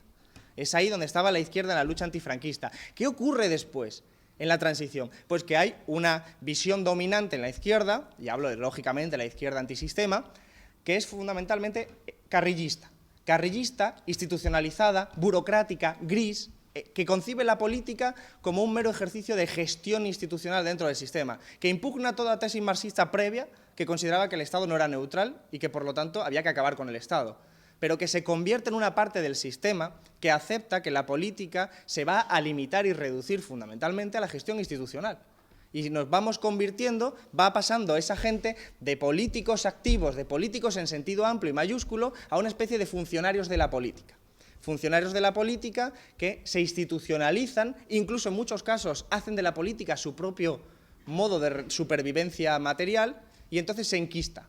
Y esto, evidentemente, ha tenido mucho que ver con esa parálisis de la izquierda en este momento, que no hay que echarle la culpa toda a esa izquierda, sino que el contexto económico no ayudaba. Evidentemente, hay más opciones de generar pedagogía política en un momento de crisis económica, donde la creatividad e incluso la absorción de nuevas ideas es más fácil que en un momento donde la burbuja inmobiliaria pues, se comía prácticamente todo a su alrededor, incluso mentalmente, ¿no? Y donde las batallas políticas, que no son solo batallas electorales, sino son sobre todo batallas culturales, se perdían sistemáticamente. Entonces, ¿qué ha pasado con la izquierda en las últimas décadas? Pues que ha estado en el conflicto, sí, pero no lo suficiente. Fijaros que el detalle de cómo se organiza es fundamental. El Partido Comunista durante la dictadura se organizaba sectorialmente. ¿Por qué? Porque lógicamente no tenía una perspectiva electoral. En cuanto llega la transición, se desmantela toda esa forma de organizarse para convertirse única y exclusivamente en una maquinaria electoral, con inercias de haber sido una organización política en el conflicto y en el terreno, pero una maquinaria electoral. Por lo tanto, no hay que caer en una falsa dicotomía entre ¿eres una organización política o una maquinaria electoral?, sino que es un continuo en el que en diversos grados se va situando cada formación. Entonces, las formaciones de la izquierda han sido cada vez más una maquinaria electoral. Eso lo decía María Eugenia, la tendencia a ver la política como un mercado en el que compra y vendes votos en función de la adaptación de tu discurso a lo que la gente quiere oír. Eso no es una organización política de la izquierda. La organización política de la izquierda es Gente que se organiza a sí misma para estar en el conflicto social y capta a la gente a través de la pedagogía en ese conflicto social. Y eso te genera una solidez de base social, que siempre es el instrumento revolucionario, la base social, lo que podemos reducir llamándole pueblo, que no te lo pueden reapropiar como te lo pueden reapropiar con Ciudadanos, porque tiene una base mucho más sólida. Entonces, frente a eso, oponer una salida populista de izquierda es en realidad pues caer en el engaño de los atajos, como si la política fuera verdaderamente tan fácil como pues, un ejercicio de populismo de izquierda, que además, hay que señalar, es antirrepublicano, porque el populismo de izquierdas que señala Laclau requiere unas condiciones que rompen con toda la tradición de la Ilustración. Por ejemplo, el hiperliderazgo. El hiperliderazgo que requiere, según Laclau, una estrategia de populismo de izquierdas, evidentemente está reñido porque no está embarazada de los principios republicanos que yo decía al principio. ¿Es atractiva? Claro, si tú, y eso Laclau acerta, si tú reduces lo significante, los vacías tanto de contenidos y eres buen comunicador, como proyecto político, tienes la capacidad de generar cierta atracción, pero entrando en el tablero de juego del enemigo, porque el tablero de juego del enemigo son los grandes medios de comunicación de masa cuyo formato condiciona a su vez el mensaje. No es un tablero de juego que tú hayas decidido cuando tú haces un conflicto en el barrio o en determinados lugares. Por lo tanto, al final corres el riesgo de que con esa estrategia aparezca alguien más listo que tú, con más recursos que tú, que comunique mejor que tú y que canalice esa frustración y esa rabia que efectivamente existe mucho mejor que tú. Entonces, ¿qué ha ocurrido? Esto no es nuevo, esto es Italia. Esto es Italia. Beppe Grillo gana unas elecciones. Y cuando tiene que tomar una decisión y se mantiene en la duda, aparece el transformismo, esta vez en el Partido Democrático. Renzi aparece y dice: yo soy nuevo, en el eje nuevo-viejo, y además me sumo a las demandas de Grillo. Me cargo a los sindicatos, que son casta, lo voy a traducir, y además voy a empezar a quitar los coches oficiales. Y lo siento, pero si no ha habido pedagogía los años anteriores, quitar los coches oficiales es revolucionario. Y entonces para mucha gente dice, pues ¿para qué voy a votar a Grillo, que está ahí, que no sabe si va para un lado o para otro, que a este hombre que viene firme? Claro, el Partido Democrático está en el 40% en las encuestas. Porque además de ese transformismo bien teorizado, lo que tiene es al gran poder económico detrás apoyándole. Entonces, ese riesgo existía. Existía en la forma de lo que Cospedal hizo en Castilla-La Mancha. ¿Qué hizo? Un ejercicio de transformismo. Ve, escucha y dice: esta gente está indignada con la clase política. ¿Qué va a ser lo primero que yo haga? Voy a hacer una ley electoral para que los políticos y la clase política no cobre. Y la gente aplaude. La gente aplaude porque no hay un ejercicio de pedagogía detrás.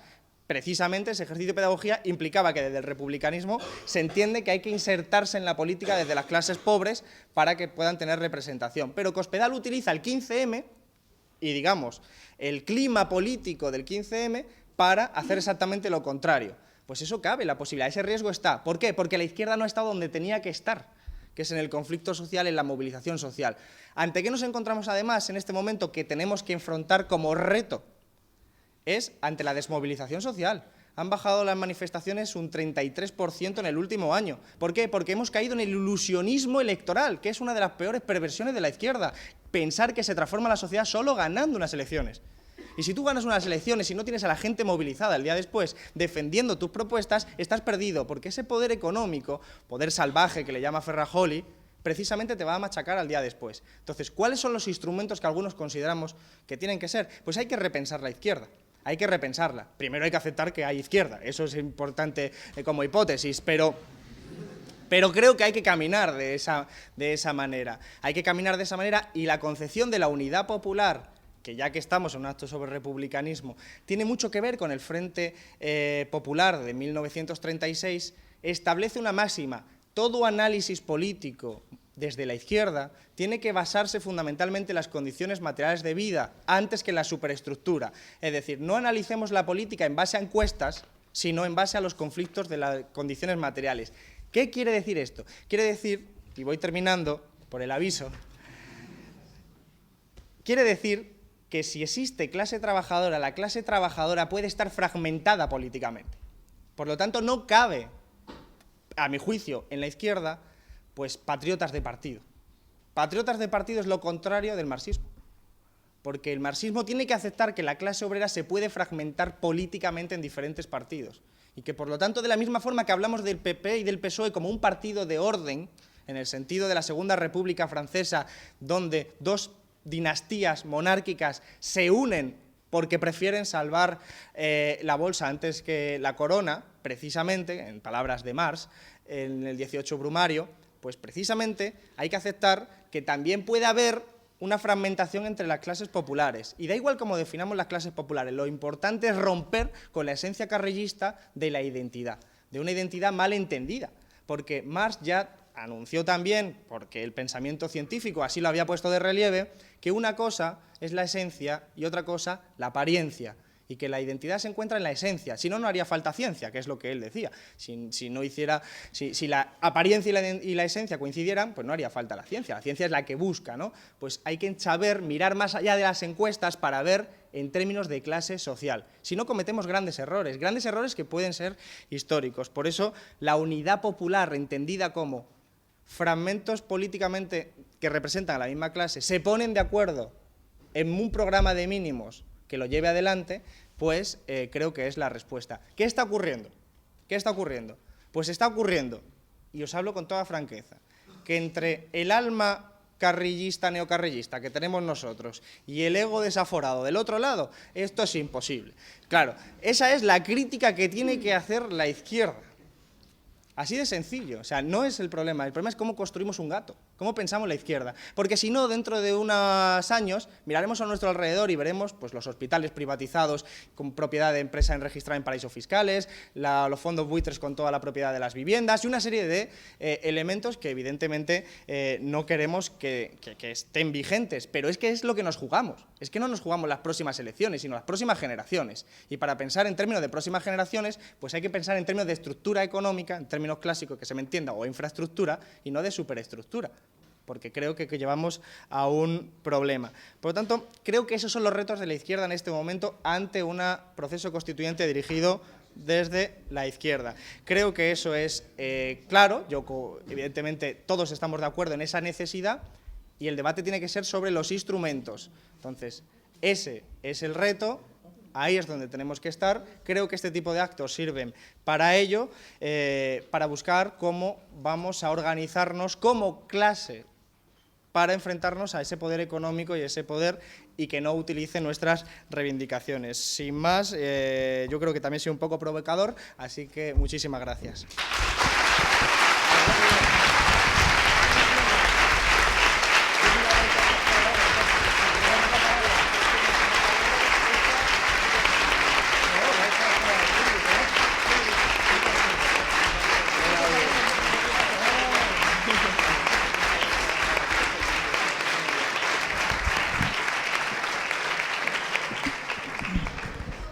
Bueno, ahora, si os parece, vamos a iniciar un turno de palabra, ¿vale? Para hacer preguntas, por favor, pido que sean cortas. En un principio 3 palabras y luego, para que las respondan los ponentes, luego pasamos a otro bloque de 3 preguntas y damos final al acto, ¿vale? Así que, palabras, por favor. Vale. Vale, ya está. Vale, tu pregunta. Puedes preguntar ya. Sí, está en ella. Vale.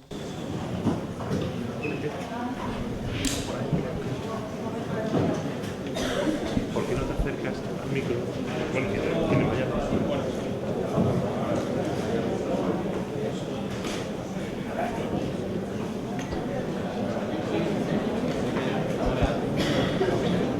Aquí pegárselo, pegas. Vete al micro.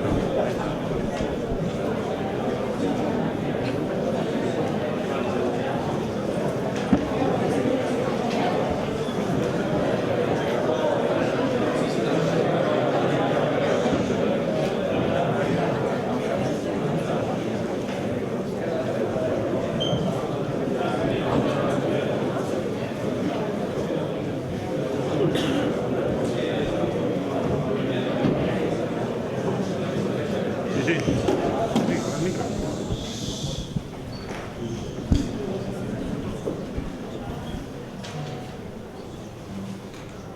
Ay, Dios.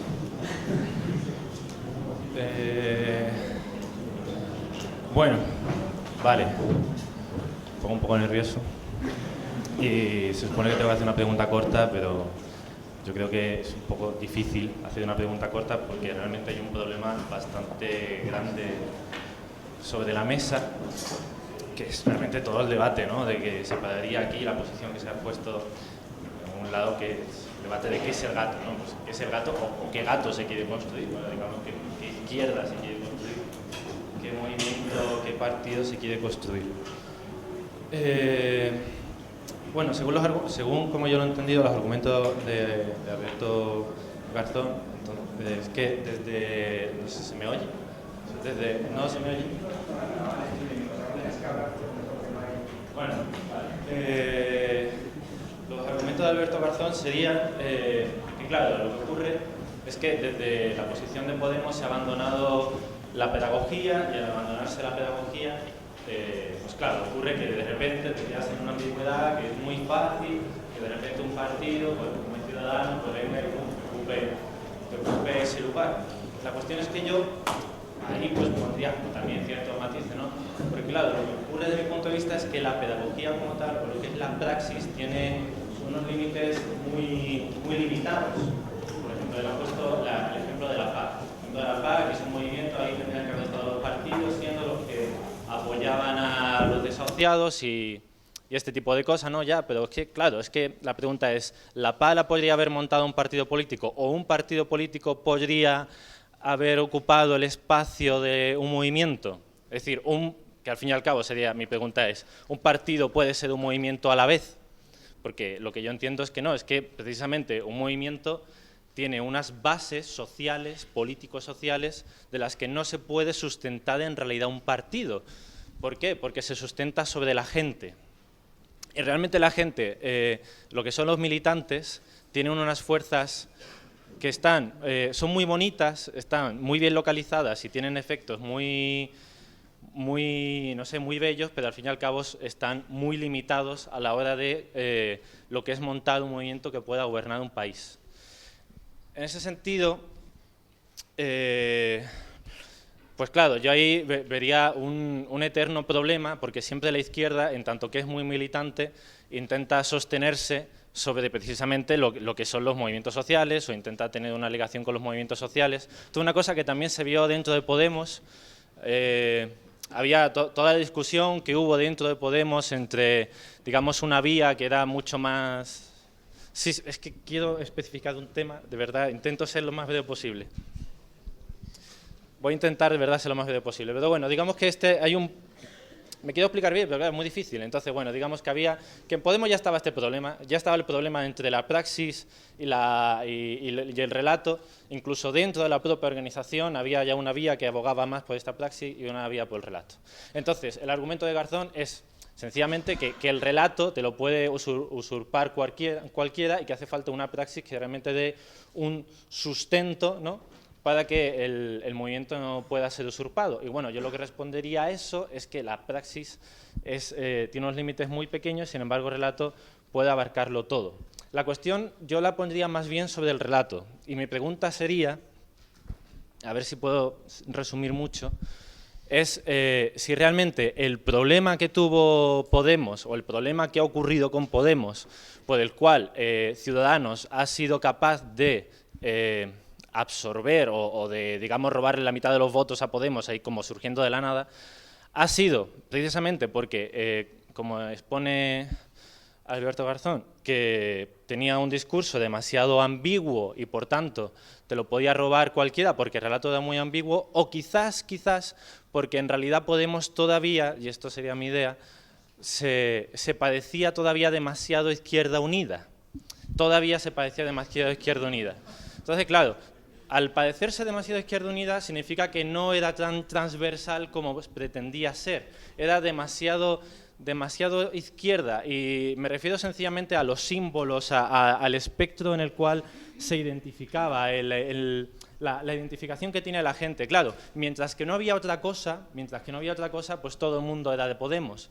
Pero claro, dentro de la gente que había de Podemos, al ser un relato todavía demasiado de izquierdas, demasiado poco transversal, independientemente del discurso luego del programa electoral, me estoy refiriendo tan solo a lo que es el relato, pues claro, había un gran espectro lo que es lo formal, ¿no? Ahí como... ya termino. Termino en 30 segundos. El problema es que la gente todavía necesita, o sea, lo que es para poder ganar las elecciones hay que conseguir estar en un espacio de lo que es lo honorable, de lo que es lo digno, de lo que es el tipo vestido de chaqueta que representa una seriedad y una estabilidad, porque al fin y al cabo todo el mundo desea esa seriedad, no desea los símbolos, o sea, al final la gente lo que quiere es un gobierno serio, ¿no? Así como entre muchas comillas, ¿no? Y la izquierda al fin y al cabo nunca puede, parece ser que nunca consigue representar eso, siempre representa aquello contra lo que es el poder, que es ese espectro gris.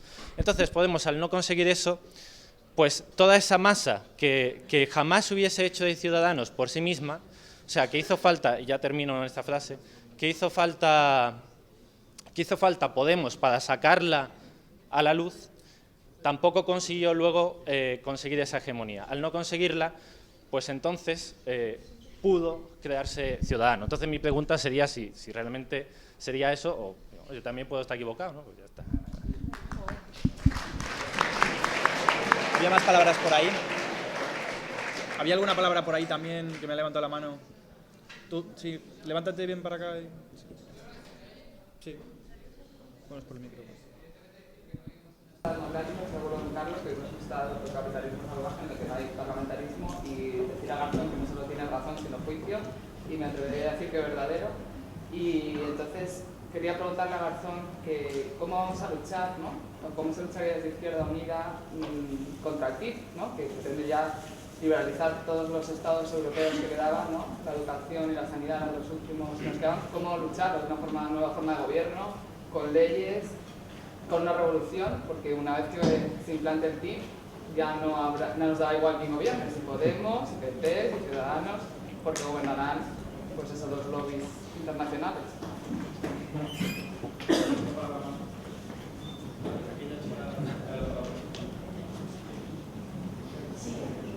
Lo primero, enhorabuena por la organización del acto extraordinario. Una pregunta. Podemos nace como una fuerza que niega la ideología.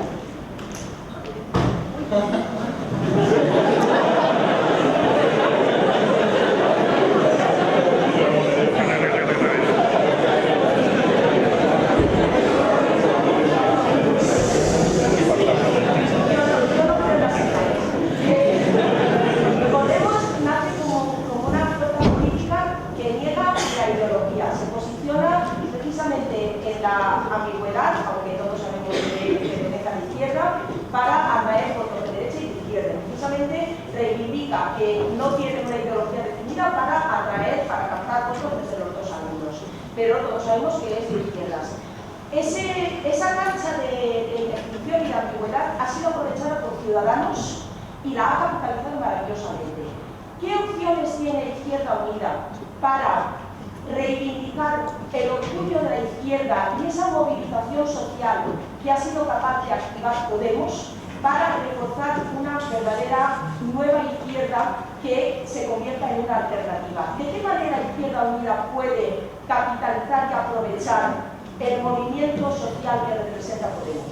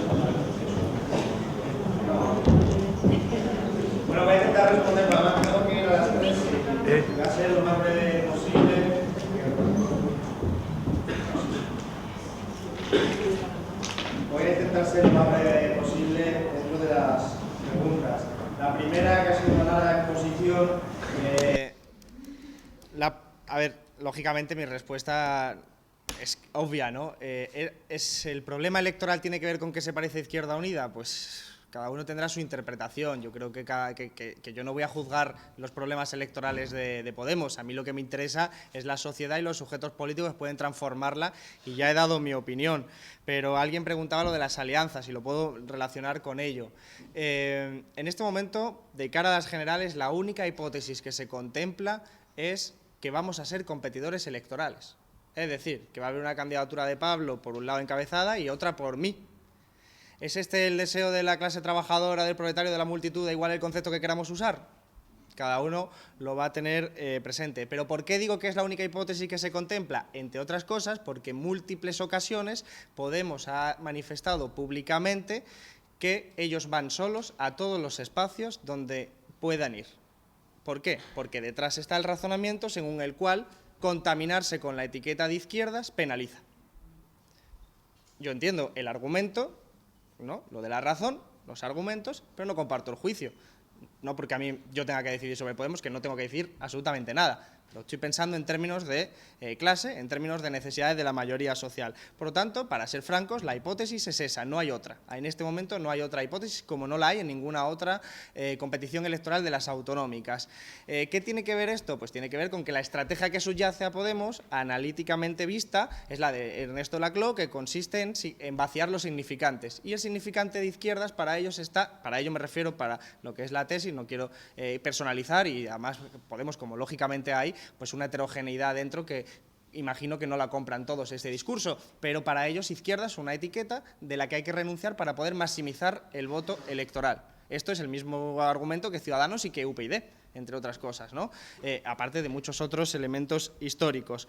Por lo tanto, yo creo que es un error, en términos de lo que decía, de clase trabajadora, de clase y de mayoría social. Creo que es un error fragmentar en términos, y además porque creo que el análisis de fondo es erróneo, pero hay que ser franco con respecto a estas cuestiones. Como sabéis, pues nosotros hemos ofrecido siempre la convergencia, la unidad popular, no siempre con facilidad, en ocasiones con mucha dificultad, pero en realidad del otro lado lo que ha habido es esa manifestación que subyace esa ideología y por lo tanto no hay ningún problema. Está claras las cosas. ¿Cuáles son las reformas institucionales necesarias, constitucionales? Yo creo que María Eugenia puede concretar más en términos de cuáles son, no para Izquierda Unida, sino cuáles son de acuerdo a lo que necesitamos. Creo que hay que señalar algo importante, y es que incluso con que se cumpliera la Constitución ya tendríamos grandes avances. El artículo 128 de la Constitución permitiría nacionalizar las empresas estratégicas, por ejemplo, en virtud de una acción social. El problema es que, como las batallas políticas no son solo batallas electorales, sino batallas culturales, y nos hemos institucionalizado, probablemente hemos dejado de atender el lado cultural y nos han vencido ideológicamente, hasta tal punto que yo puse una vez, y lo cuento siempre como anécdota, un artículo de la Constitución, el 128, en Twitter, y me respondieron hasta diputados del PP diciendo que yo era un totalitario y que cómo era posible que yo defendiera esas cosas. La pregunta es, ¿qué ha pasado en nuestro país para que un artículo de la Constitución parezca escrito por Izquierda Unida? ¿No? Evidentemente, esa es la pregunta, es una pregunta ideológica, es una pregunta de qué ha pasado en nuestra sociedad. Y un profesor y compañero de departamento me decía, pues Alberto, yo hace 30 años era de centro, había profesores a la derecha, había profesores a la izquierda, un tal Tamames y esas cosas, y 30 años después estoy en la extrema izquierda y no me he movido. O sea, todos han ido a la derecha. Pues ese proceso de, digamos, radicalización hacia la derecha tiene mucho que ver también con que no se cumpla esa Constitución en virtud de la interpretación que se hace. Por lo tanto, partamos de que se puede y que hay margen todavía dentro de la lectura, digamos, formal de nuestra Constitución, pero que evidentemente requieren desarrollos en virtud de esos principios republicanos como democratizar, referéndum, revocatorios, iniciativas legislativas populares, la propiedad de las empresas públicas y gestionada democráticamente, en fin, hay una serie de disposiciones que yo creo que caben en un nuevo modelo de país. Y termino con, bueno, el TTIP, ciertamente la necesidad de luchar contra él es enorme, hay que tranquilizar de todas formas, aunque con cautela, porque los que están negociando a oscuras y a espaldas de la población el TTIP no tienen prisa, están esperando a que se construya un nuevo orden social de la precariedad, de la temporalidad, para después hablar de poner en marcha el TTIP. Se habla de 2 a 5 años como mínimo para poner en marcha, y yo espero que acabe como el AMI, es decir, en un fracaso, el Acuerdo Multilateral de Inversiones, pero eso solo va a poder acabar así si hay primero pedagogía de qué es el TTIP, la mayoría de la gente no lo sabe, y luego movilización contra él. El 18 hay una manifestación con respecto al TTIP y hay una serie de jornadas que están sirviendo para construirlo. En el Congreso hemos pedido que cuando se apruebe, si se aprueba, se haga un referéndum para que sea la gente la que vote sí o no. El PP y el PSOE votaron en contra, entre otros partidos, y por lo tanto el ejercicio de pedagogía pues es absolutamente necesario. Y alguien me preguntaba para terminar sobre Izquierda Unida, lo del Valle y cómo podemos capitalizar el movimiento social que ha generado Podemos. Yo no soy un patriota de partido, no voy a hablar de cómo podría hacerlo Izquierda Unida para disputarle y rebañarle voto a Podemos, no creo que ese sea el nivel de análisis que tengamos que hacer en este momento, pero sí creo que cuando uno lleva una estrategia de carácter populista genera una especie de fenómeno social que es reapropiable. Ese era el dilema del 15M. Yo recuerdo que en todas las asambleas del 15M el principal dilema era, como no hagamos pedagogía, esta frustración la canaliza la extrema derecha. Ese era el dilema en ese momento. Y tuvimos que echar a muchas organizaciones de extrema derecha que decían, es verdad, estamos cabreados, pero los culpables son los inmigrantes. Y tuvimos que lucharlo pedagógicamente, debate a debate, lugar a lugar, y íbamos con el viento a favor porque la mayoría de la gente que se movilizaba era de izquierdas. Pero es que cuando generas fenómenos sociales de comportamiento de masa, que muchas veces son de comportamiento de rebaño, son reapropiables y hay que disputárselos. Y fundamentalmente creo que el dilema es que hay que disputarlo en la base material, es decir, en el conflicto, en las asambleas, y no a través de los discursos porque pueden ser reapropiables. Insisto en que eso es una autocrítica que tenemos que hacer también la izquierda. En Francia, el Partido Comunista francés, sus tradicionales votantes son ahora de Le Pen. Y por lo tanto no es un fenómeno, digamos, solo aislado de aquí, sino que estamos en un momento donde se fragmenta la estructura social, donde la gente no tiene un relato, donde la gente no tiene certezas y donde hay que ofrecer un proyecto político consolidado. Y en eso hay que trabajar. Luego ya, electoralmente, pues será la consecuencia, ¿no? Y evidentemente yo voy a hacer campaña para que me voten a mí y a Izquierda Unida, lógicamente. Y eso será pues a través de la propia acción y pedagogía. Y lamento tener que marcharme corriendo sin poder escuchar a Carlos y a Eugenia, pero estamos de elecciones. Muchas gracias. Muchas gracias. Hablamos, ¿vale? Ya hablaremos. Mucha suerte, Alberto. Muchas gracias. Mucha suerte y gracias por todo, tío. Gracias a vosotros.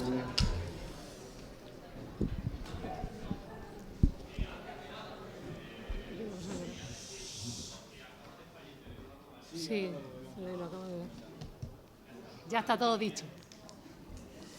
Bueno, vamos a ir terminando muy rápido. Yo solamente quería introducir tres cositas. Una es esta idea que la primera persona que ha hablado ha planteado de precisamente incrementar la transversalidad en Podemos. Yo creo que es un error, porque lo que subyace a esa propuesta es precisamente más de lo mismo. Es decir, seguir concibiendo la política como gestión en lugar de, digamos, vaciar aún más el contenido, el proyecto, la ideología, el programa, la praxis. Es decir, que a mí no me parece una buena idea. Puede ser que sea una buena idea para ganar elecciones, no lo sé, pero políticamente me parece un error. Yo creo que la ideología del fin de las ideologías se llama neoliberalismo y, de hecho, siempre que ha triunfado el fin de las ideologías, lo que ha triunfado ha sido precisamente el programa neoliberal. En relación a la cuestión de la Constitución como fruto, digamos, del golpe del 36, me ha parecido muy interesante, aunque esto no ha hecho alusión Alberto y por eso yo lo retomo. La Constitución del 78 es completamente reformista, es un recambio, no un cambio, frente a la Constitución, por ejemplo, del 31, que fue verdaderamente rupturista. Dos pruebas muy claras de esto es que la Constitución del 31 optó por un laicismo que se podría llamar incluso radical, exigiendo a la Iglesia una rendición de todos sus bienes económicos, además de eliminando la posibilidad de que pudiera ocupar ningún espacio en el ámbito de la enseñanza. Y el segundo punto es precisamente la idea de la memoria que tiene. Se creó una comisión de responsabilidades que juzgó, entre comillas, a Alfonso XIII, mientras que en la Constitución del 78, digamos, se apoya en una ley de punto y final y en una ley de amnistía.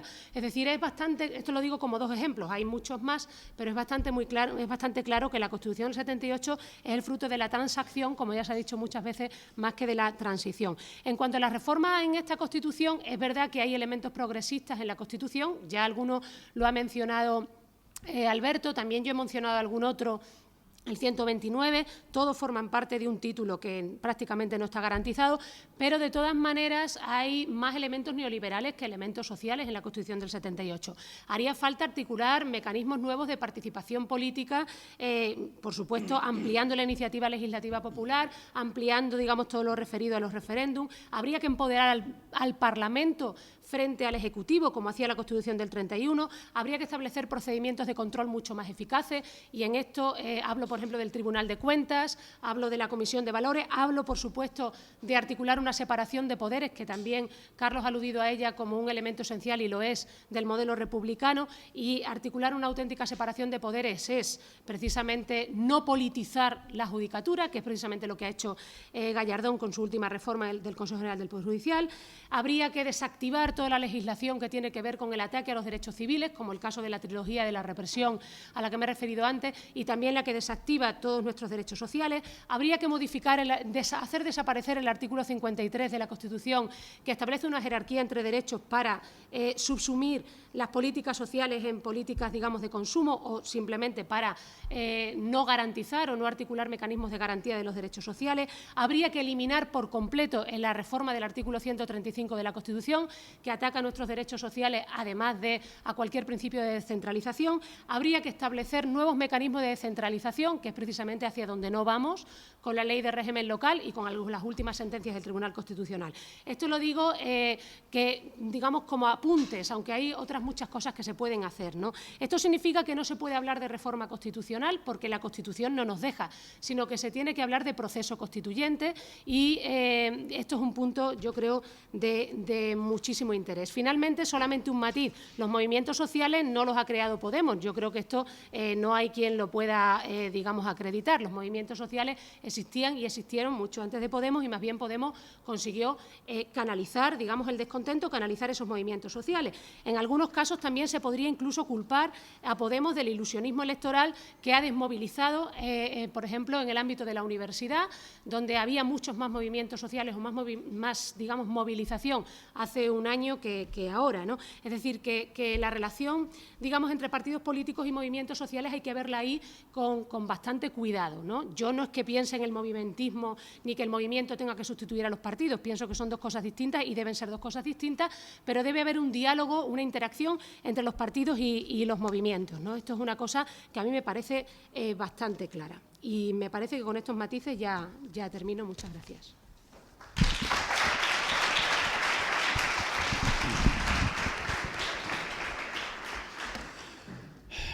Bueno, no tenemos prácticamente tiempo. Yo creo que lo único que me gustaría apuntar es que, bueno, me da la impresión de que queda demasiado mal la CLAU, queda demasiado mal Podemos, queda demasiado mal ese asunto del hiperliderazgo y ese asunto de la ambigüedad.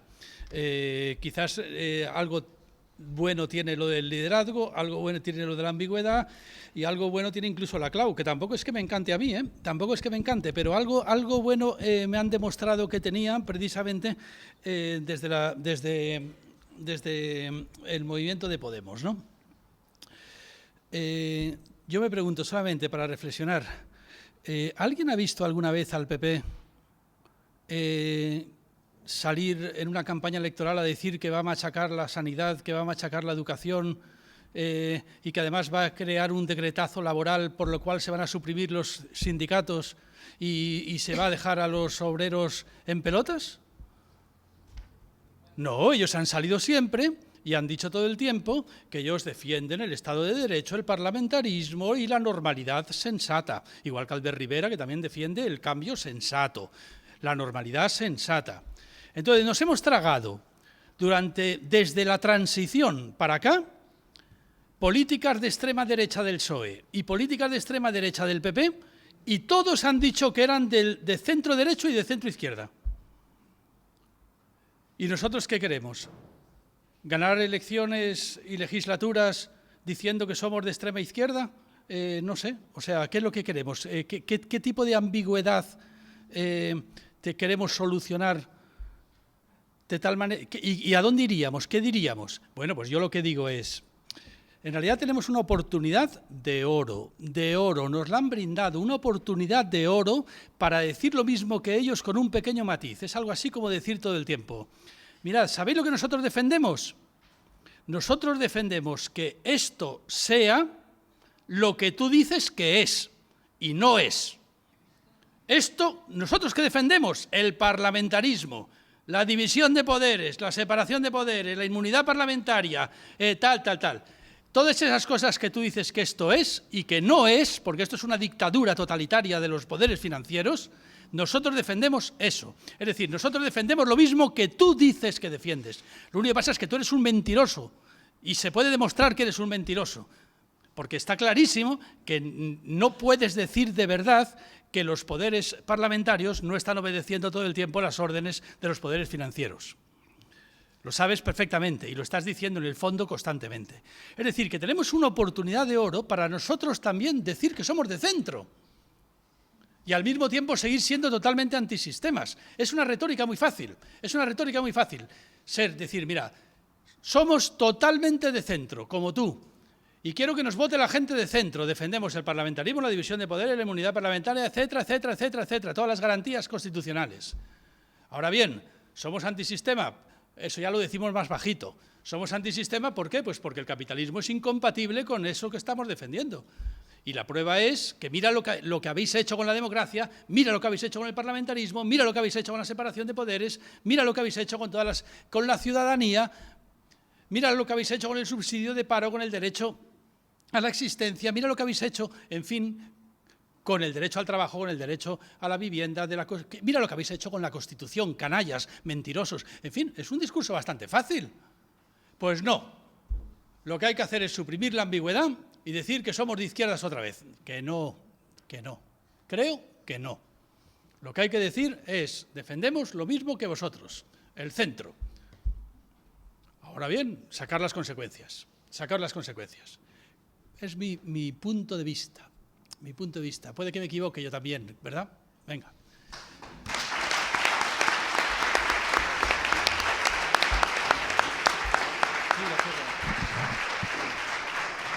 Bueno, muchas gracias por haber asistido a este acto, ¿no? Creo que es conveniente acabar, ¿no? Bueno, ya lo ha comentado antes un compañero que ha fallecido esta mañana, Eduardo Galeano, ¿vale? Y bueno, sí que quería cerrar el acto con una cita suya. Al fin y al cabo, somos lo que hacemos para cambiar lo que somos. Hagamos república y seamos república.